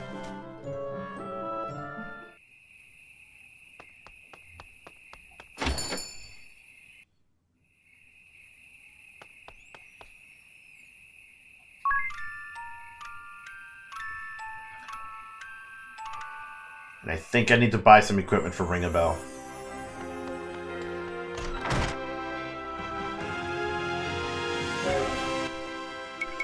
Maybe, maybe not. Hold on. Physical defense 18, 21, 20. Never mind. His defense is on par with everyone else's. So he doesn't need any... He doesn't need any new equipment.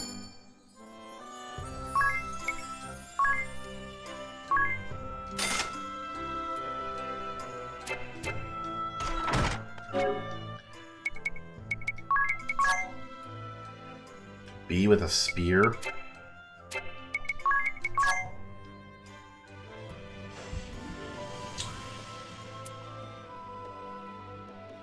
Ah, he's B with everyone. Everyone's a B.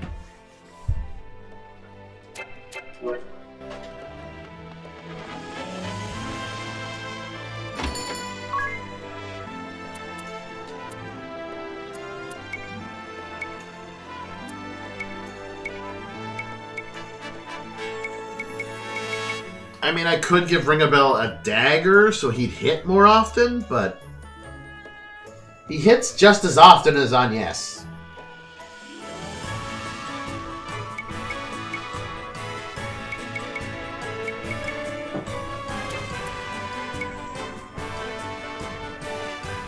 Do I not have a buckler for Ring a Bell? I'm pretty sure he can wear one.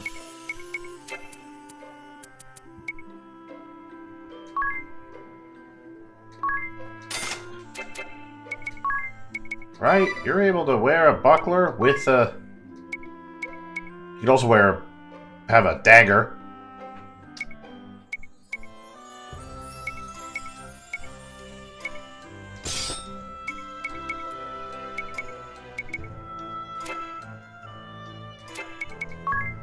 Might as well get him a hat of some sort. Pointy hat.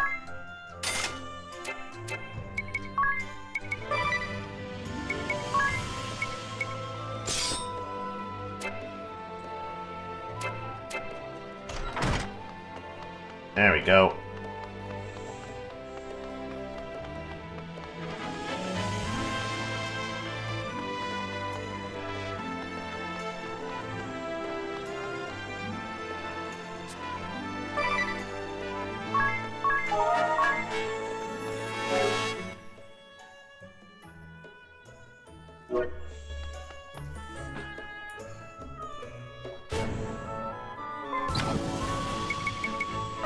Update from enemies and notes and such. Ah, locations, yeah.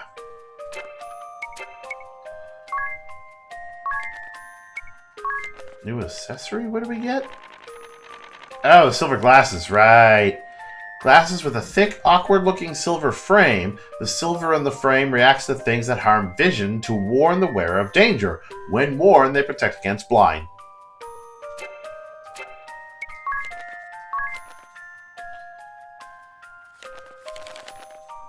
Orc. These sturdy pig-faced humanoids can use thrust for extra power. They are also strategic fighters, using default at times.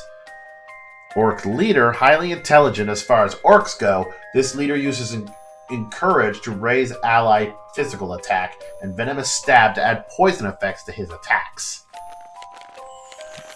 In other words, they all suck. Where's that Kate Sith? Kate Sith. This fairy takes the form of a cat and uses blind on its foes, making it the worst nightmare of all who rely on physical attacks. Has some eye drops and blind nut on hand.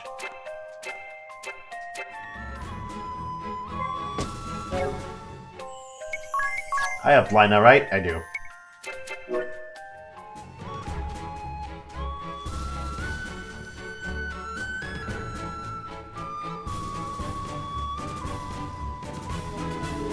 I just don't like the fact that I'm really, really slow.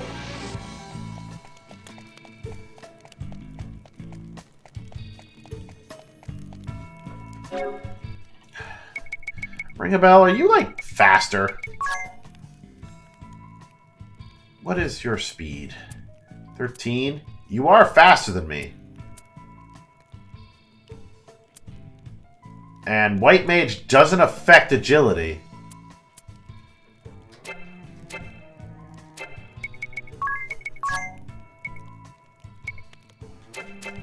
Okay, I gotta at least give him the treat ability before I do anything. Before I turn him into a white mage, because I think he'd make a better white mage than me. Ooh, I'm hitting the wrong button.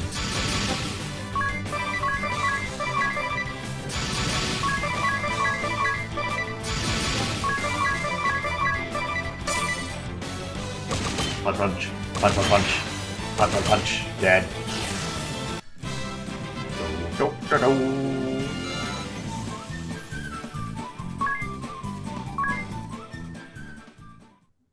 Yeah, because he needs like 15, less than 15 more job points to get that job level up. And then he'll have treat.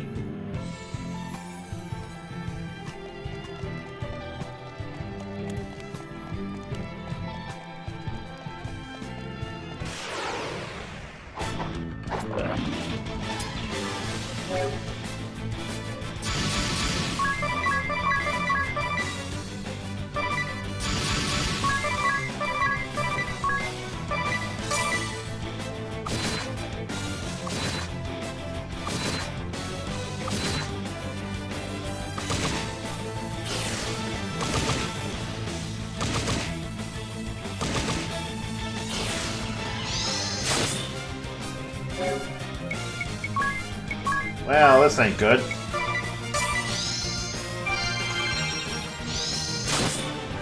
Stop!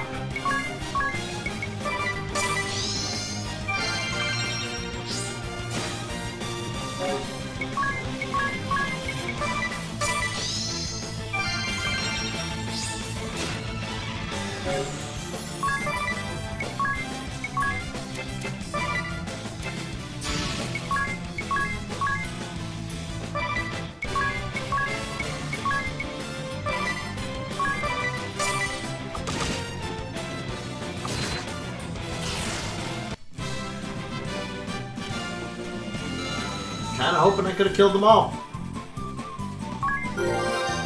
And yes, gained a level.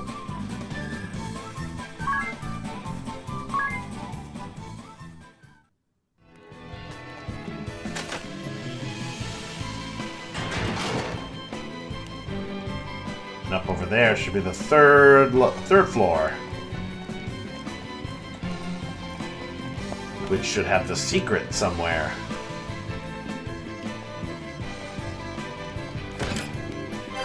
Phoenix down.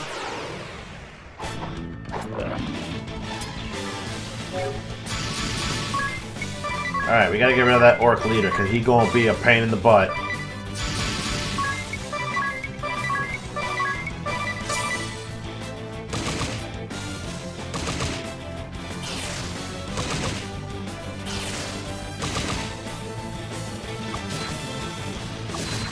I was gonna be like, come on, ring a bell.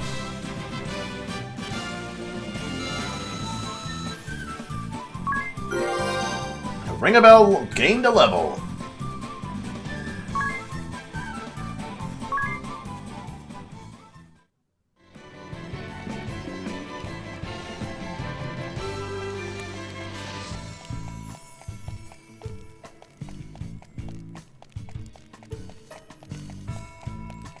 Is it here somewhere? Aha! Found it! Enemy gets to strike first!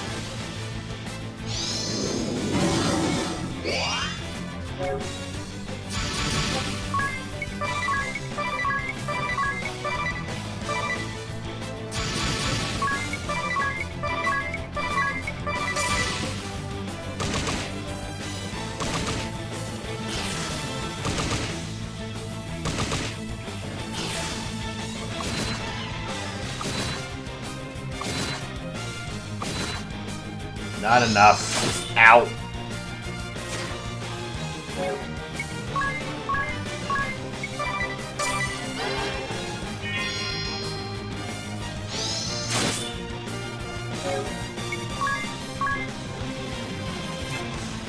Actually, you can break. Oop, nope, just once. And you can treat Ring a Bell and treat Agnes.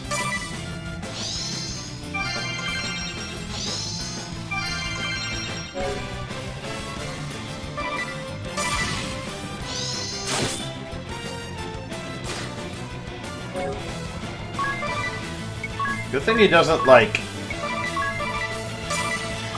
He doesn't use thrust, like, twice. Probably could have smacked him and he would have died. I should have Tiz attack, too.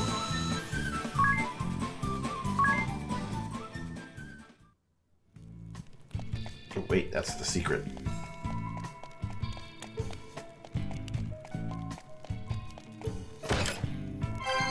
Iron Knuckles! Hey! Agnes. Here you go. 42? Yes, please. She good at punching.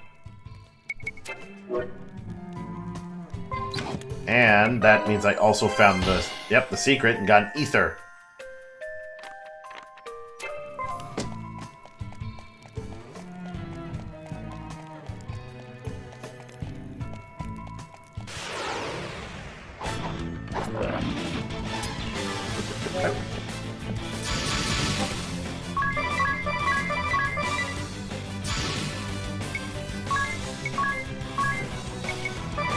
I'm gonna use Treat twice on Ring a Bell.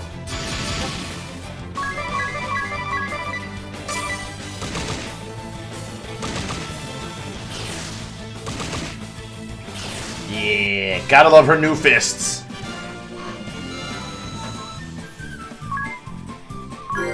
Ring a Bell gained a job level.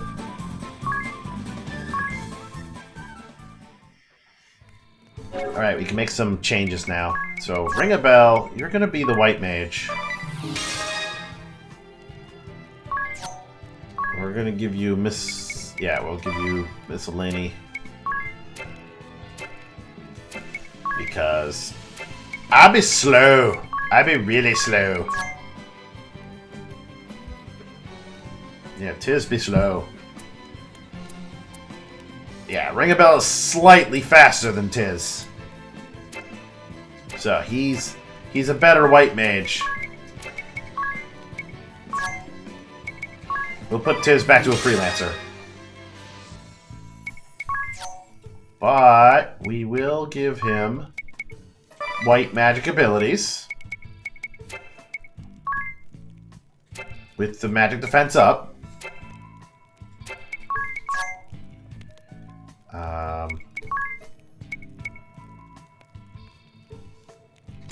Put that dagger back on. Because we want to give the staff to Ring a Bell.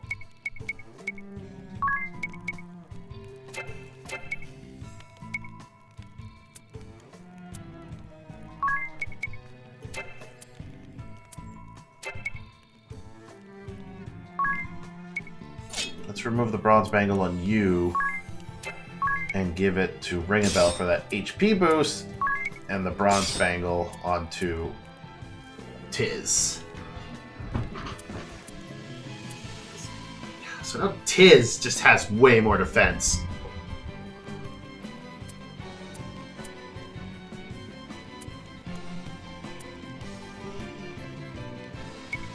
But I'm okay with that.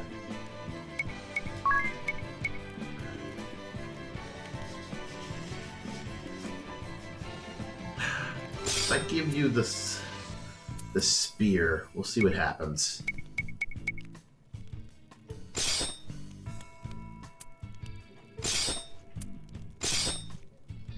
Yeah, that's what the game says is their optimal gear.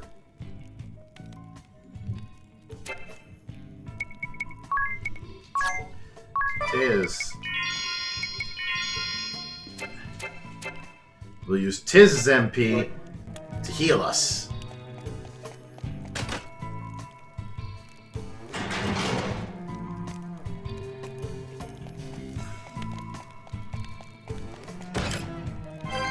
Echo herbs.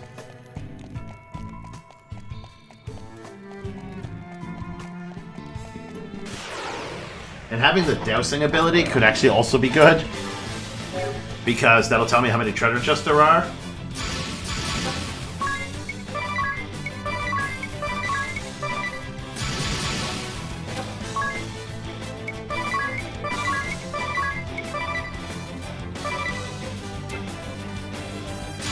You know what? I'm going for it.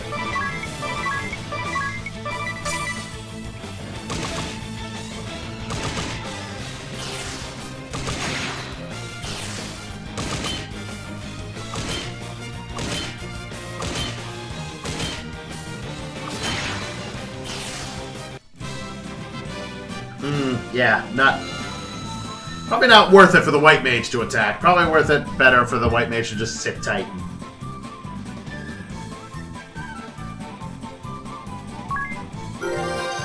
Tiz gained a level. And he's like 3 points away from another job level.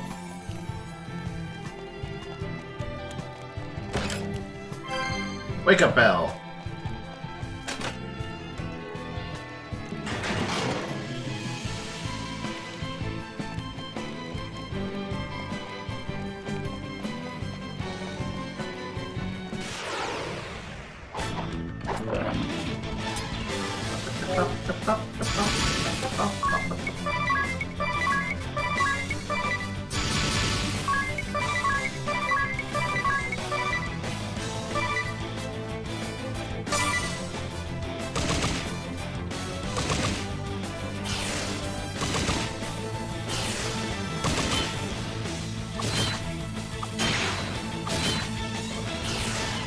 Anya's just hit so hard.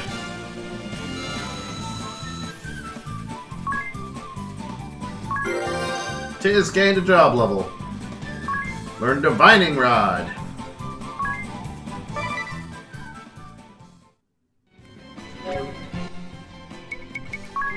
Ability. Let's actually get that activated.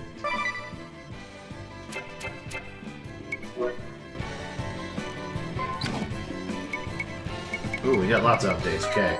So, first off, Douse for Treasure got a high potion. So, I think that's all the side quests I can do for now. Armor available. Brigadine. That's just available. It's not what I'm given.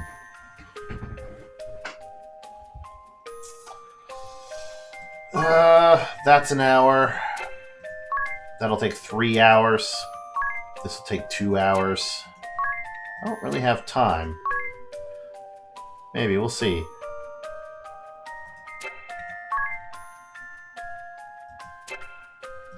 Let's raise you from level 1 to level 2.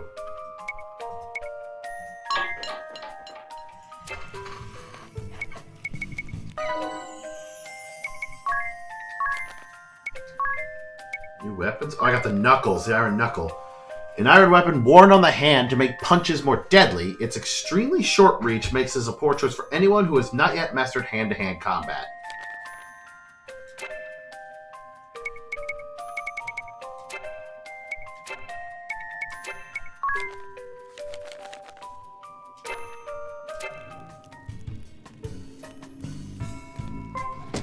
And there's no more treasure chests. Divining Rod is a good ability to have. There's 2 here.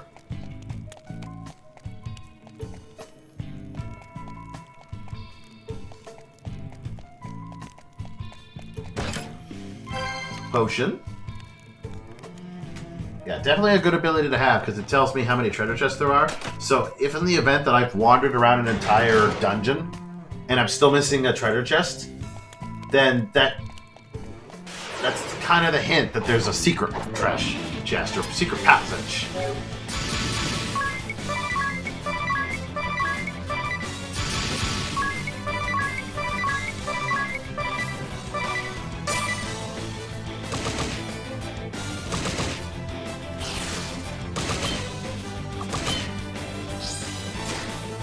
Ow!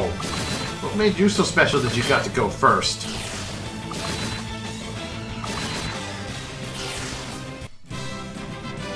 I know Tiz is slow, but...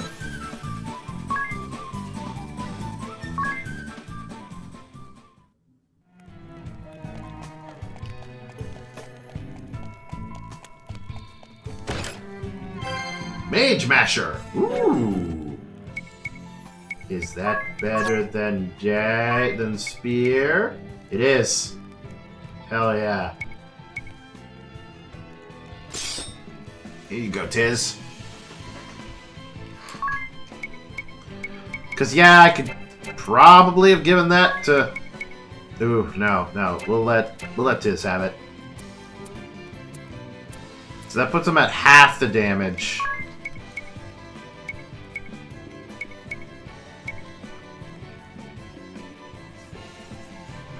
Dual-wield daggers.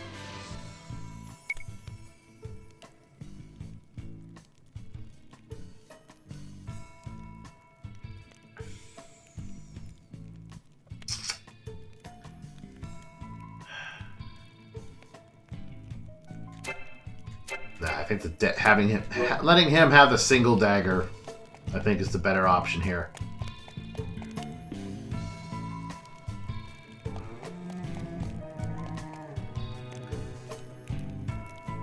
It only gets worse from here on in. What's that Brigadine? 600? Oof. It is an upgrade. I don't know if I want to give it to Agnes, though. Because she loses her agility and evade.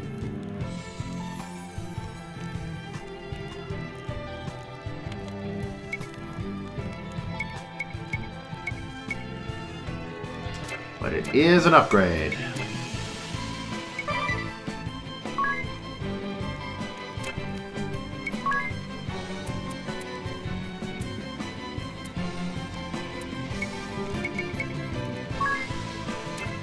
Meh.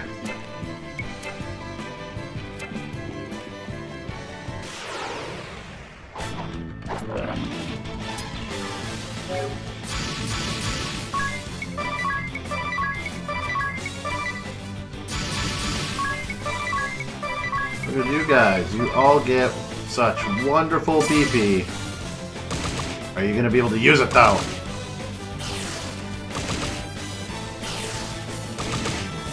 No.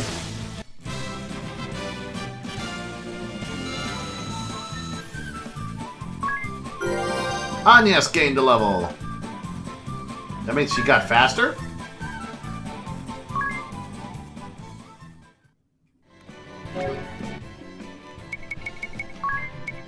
How fast we talking? How fast are you? 15 now? Yeah.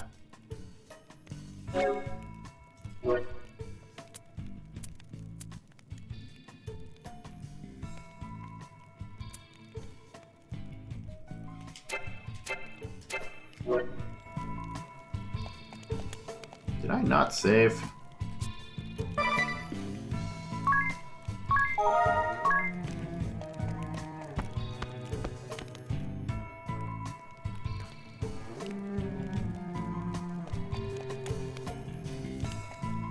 And zero trust here. Okay. What? You! The Vestal and her little friends. How are you here? Is no one under me competent? Oh, fine. My fire will make ash of the lot of you. What? Ominous, our orders are to take the Vestal alive. Besides, if you loosed your spells in here, you'd... I'll show you. I'll show you all. Fire! Fire! Fire!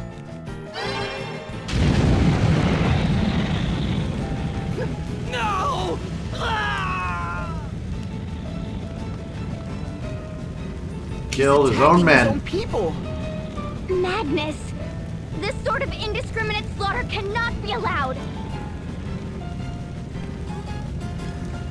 Black Mage Ominous Crow! I'm at my patience end! This absolutely does it! You've sent me into a full rage! What? You're turning traitor? You'll make your father a laughingstock! This has nothing to do with him. All that I hold true denies everything that you are. You there. You'll be helping me. Who? Us? But we... Would be delighted to assist you, milady.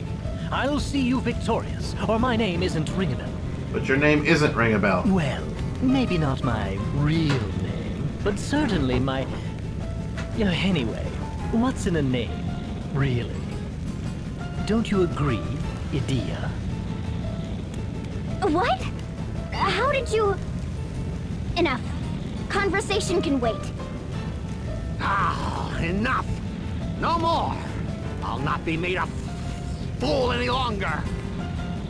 I'll see you all charred black! I swear it!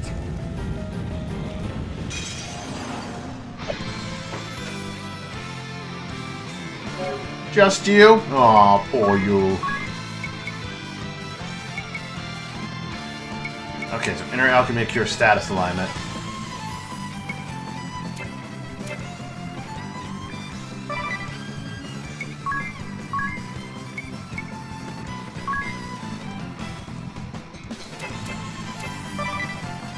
Throw that off.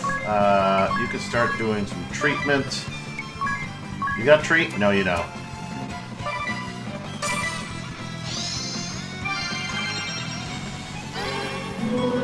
Missed.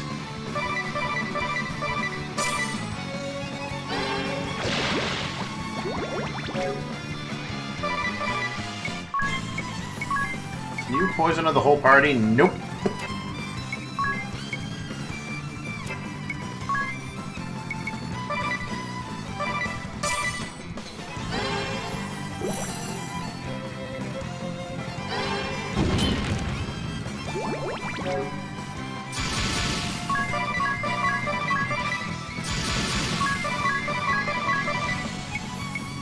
Gonna have to have you cast Cure on the whole party.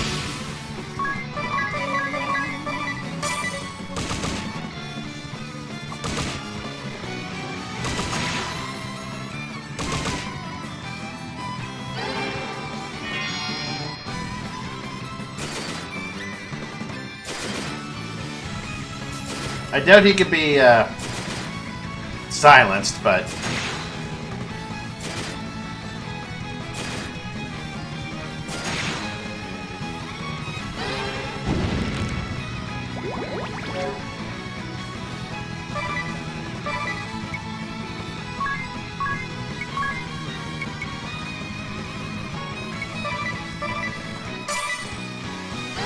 We'll poison Edea.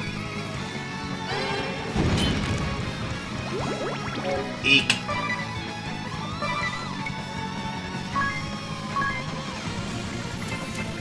Wait, hold the phone. You can use your own frickin' abilities to get rid of that.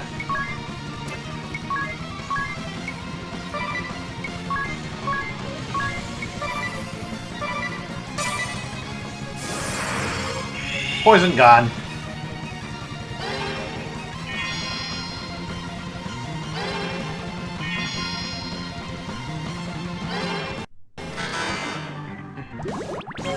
Oh, didn't like the fact that he just used silence. Oh well. Poisona on Tiz.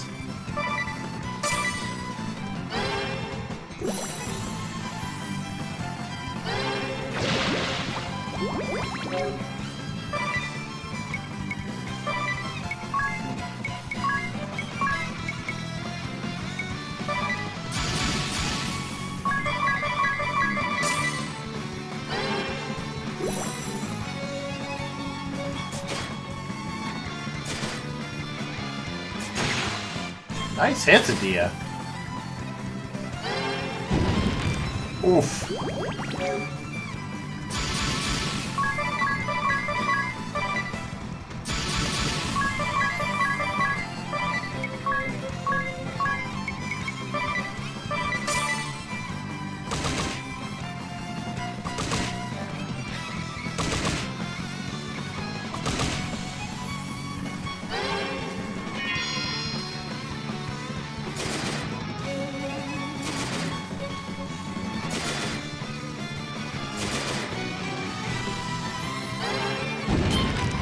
No.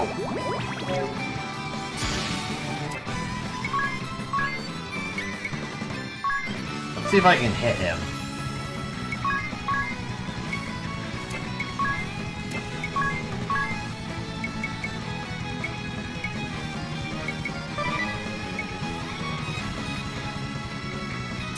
Activate this. Use Poisona on yourself, and then Cure on the party.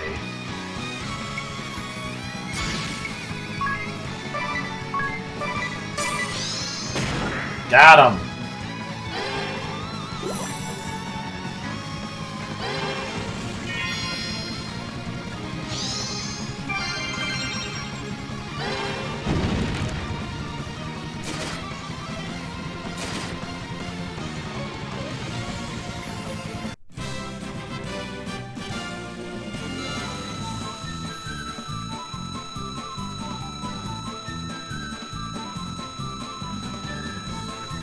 He did a lot of damage, but luckily you gotta have a white mage. Ring a bell, leveled up.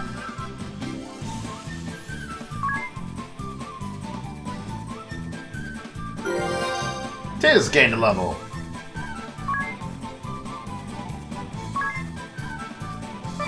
Gained an ether. Ring a bell almost got a job level.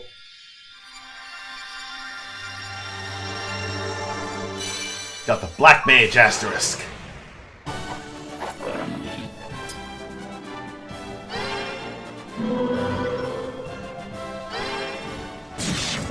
Uses attack magic to assault groups of foes. Skill the Black Magic favors rods. Black Resonance, I remember, he is being a good thing.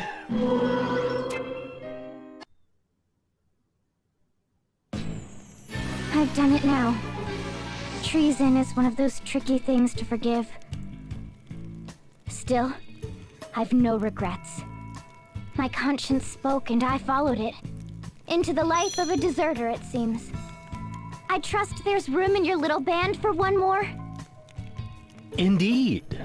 It was sorely incomplete without you. Unacceptable! There's What Onyas. trust can exist between a Sky Knight of the Duchy and a Vestal? So this is the Vestal of Wind. A black-hearted witch, as the tales I was raised on go. But of late, it seems things are rarely cut quite so cleanly. Behaving as the Sky Knights did makes a person wicked. That lot is black as they come. And what other lies have I been told then? The only thing for it is to see for myself. What is black? And what is white? Your actions will tell me the color of your heart, Vestal. And I plan to watch up close. So I suggest you get used to me. That was... rational? I'm always rational. That scum Crow just had me seeing red before. Ah, the type whose claws come out when she gets hot-headed. I'll jot down a note not to anger you.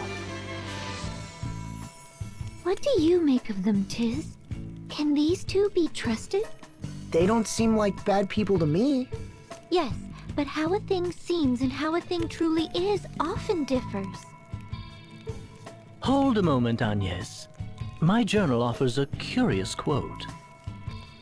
The Vestal and crew commandeered the SK ship, with Edea in tow. And what are we to make of that? That we're about to steal ourselves an airship. One assumes. Just what is that book of yours? Up there, isn't that... Speak of the flying devils. Can you see through the ceiling? Or is there a hole in the ceiling? Hey, airship. Will they turn their cannons on us? Not by that course. They make south. The city? They can't mean to start that up again! Let's hurry!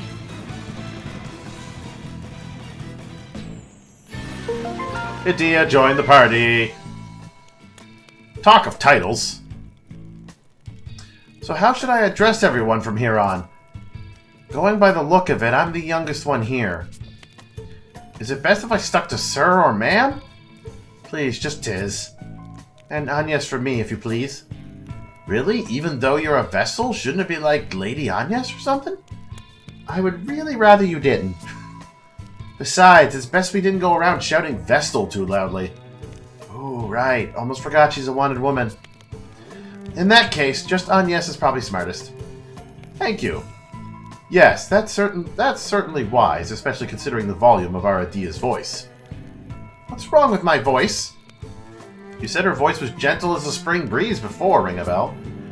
Yes, well, spring has a way of giving over to summer. And breezes build up close. It's more of a tornado. I don't think I'll finish that thought. Ooh. No, I think I'd like to hear this. Speak up, ring a bell. Ah, I've remembered an errand. A very pressing, very distant errand. Hey, you get back here this instant. She sure got on familiar terms with Ringabel pretty quick. Nerende's new beginning. The Nerende rebuilding effort is finally getting started. I know nothing is going to get done overnight, but we're taking that first step. I feel like the future finally looks bright. Still, building a whole village from scratch is a huge undertaking. You're taking a first step on a long, hard road, Tiz. She's right. There's no denying it would be tough. What's more, there's no guarantee that success awaits you beyond all that hardship. It could be an uphill struggle that doesn't get you anywhere. Come on, don't talk like that. I've already got no confidence as it is. All I have is faith, I guess? Or the sense that I've got to do this? It has to be me. That is all you need, Tiz. Your quest to see Nerende rise again is no different than our journey to be rid of the chasm. We've no assurance of success. We may be walking a thorny path to no avail. But we must press onward just the same. We must believe in our actions. Right. Calm down, Ari. This is bad, Tiz. We have to hurry back to kill this. Yeah, calm down. First and foremost, we got to deal with some status alignments.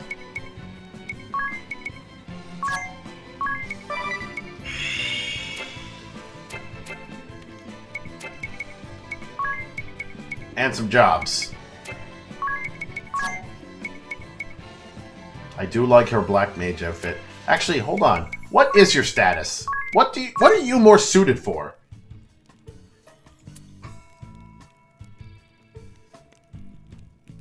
She is also like strength and vitality. Although her mind and dexterity isn't that bad either.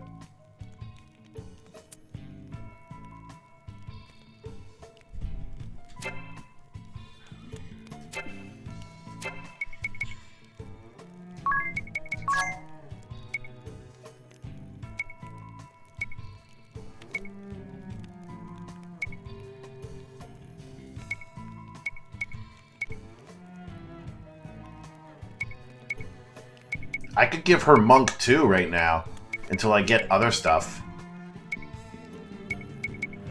Or just keep her on Freelancer. If I make her Monk, her health gets a huge boost. Her agility gets a boost. Her strength gets a boost, and her vitality gets a boost.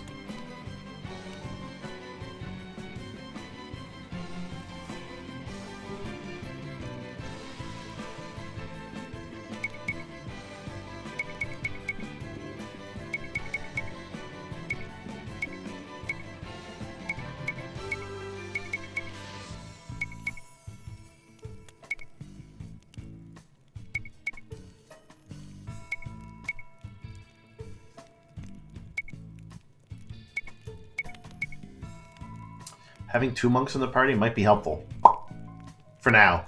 Until I can get, like, the other classes.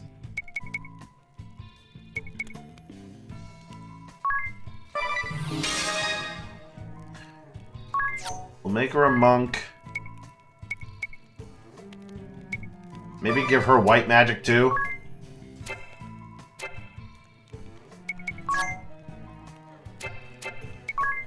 Tiz.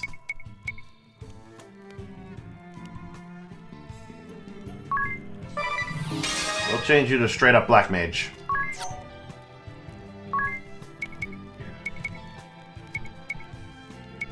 But you'll have white magic as a support. So he can also heal.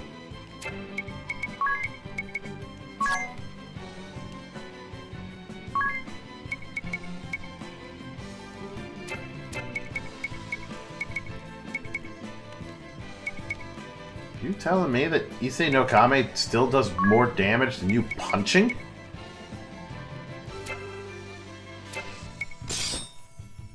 Yeah, according to this, it does.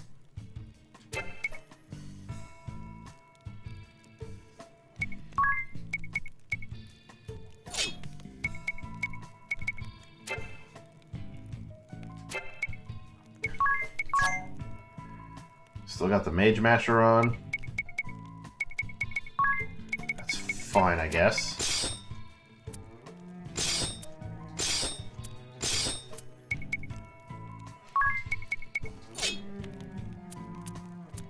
If I can get some more Iron Knuckles.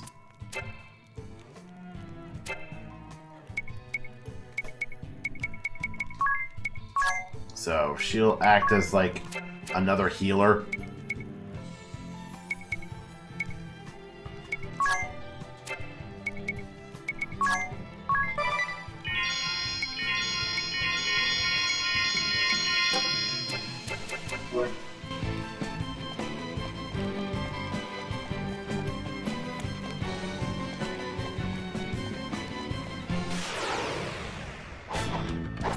Because right now the worst part about it is Tiz is silenced.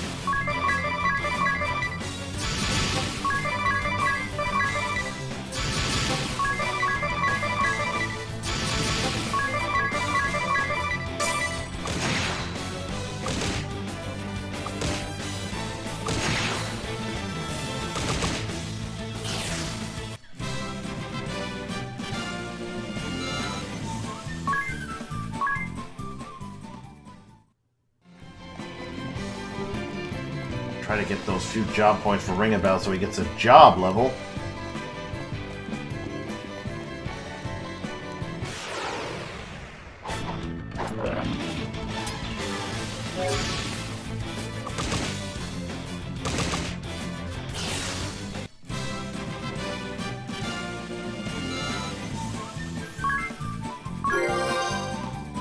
Ring the Bell gained a job level.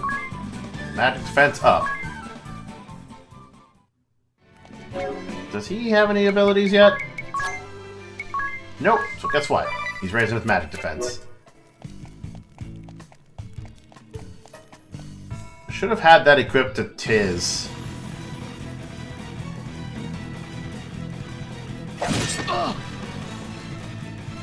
Oh, why is this happening? You'll give us the Vestal of Wind. Or, if you prefer, I can come down and pluck her from the last building I leave standing. The choice is yours, entirely. You've a choice yourself. Leave now, or face me. Hmm? Ah, yes. Owen, Captain of the Caldislan Royal Guard. Knight Arjun Heinkel, Knights Captain of the Eternian Sky. The stories paint you Caldisla's greatest hero. I hope you will not disappoint me.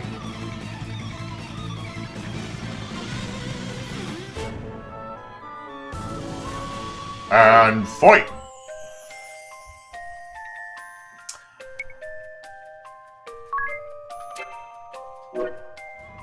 But that is actually going to be the end of the stream.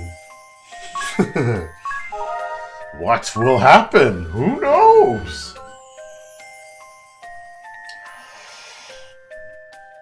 It's going to be great going back into this. It's going to be great maybe doing some new builds. Because usually when I play, like, I've always had, like, Edea or Agnes as the white mage or whatever. And then Ring a Bell. I usually start, like, Tiz as the monk.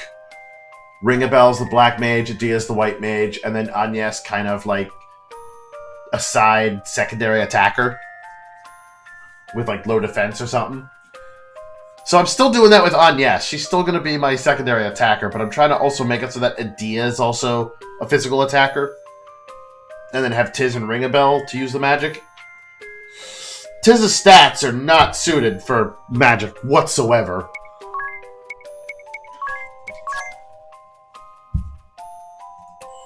But we'll see. Yeah, Black Mage did nothing for his health. Oh, Black Mage does nothing for his health? Interesting. It does nothing for his agility, which he is kind of on the slowest side. But it does increase his intelligence and mind. So, we'll see how it goes. I gotta get some more jobs. Because I think that Knight Captain that Owen's fighting right now, he's got an asterisk. And I think for now I would want Edea to be that. Agnes will remain a monk, so that she'll get those abilities of a monk. But I'll get Edea to be a knight captain. She'll be like the knight, the warrior.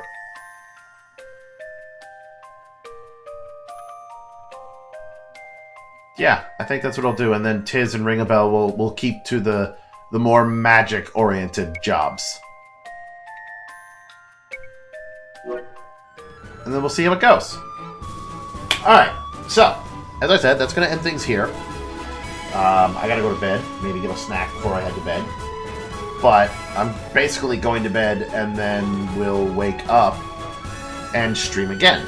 Because I don't work tomorrow, so I'll be streaming, hopefully be streaming at around 12 p.m. ADT. As long as everything goes according to plan. But I will be going and streaming Legend of Zelda Oracle of Seasons again. So I'll be doing that. Bravely Default will be Tuesday night. I will stream more Bravely Default on Tuesday night. So yeah, I'm excited to play this game again. I'm excited to get all the jobs, and hopefully I'll beat it this time. But either way, I'm going to head off. I hope you all have a wonderful rest of your night or day. Thanks so much for anyone who's lurking around or said hi. And I'll see you tomorrow, right after I wake up. Bye.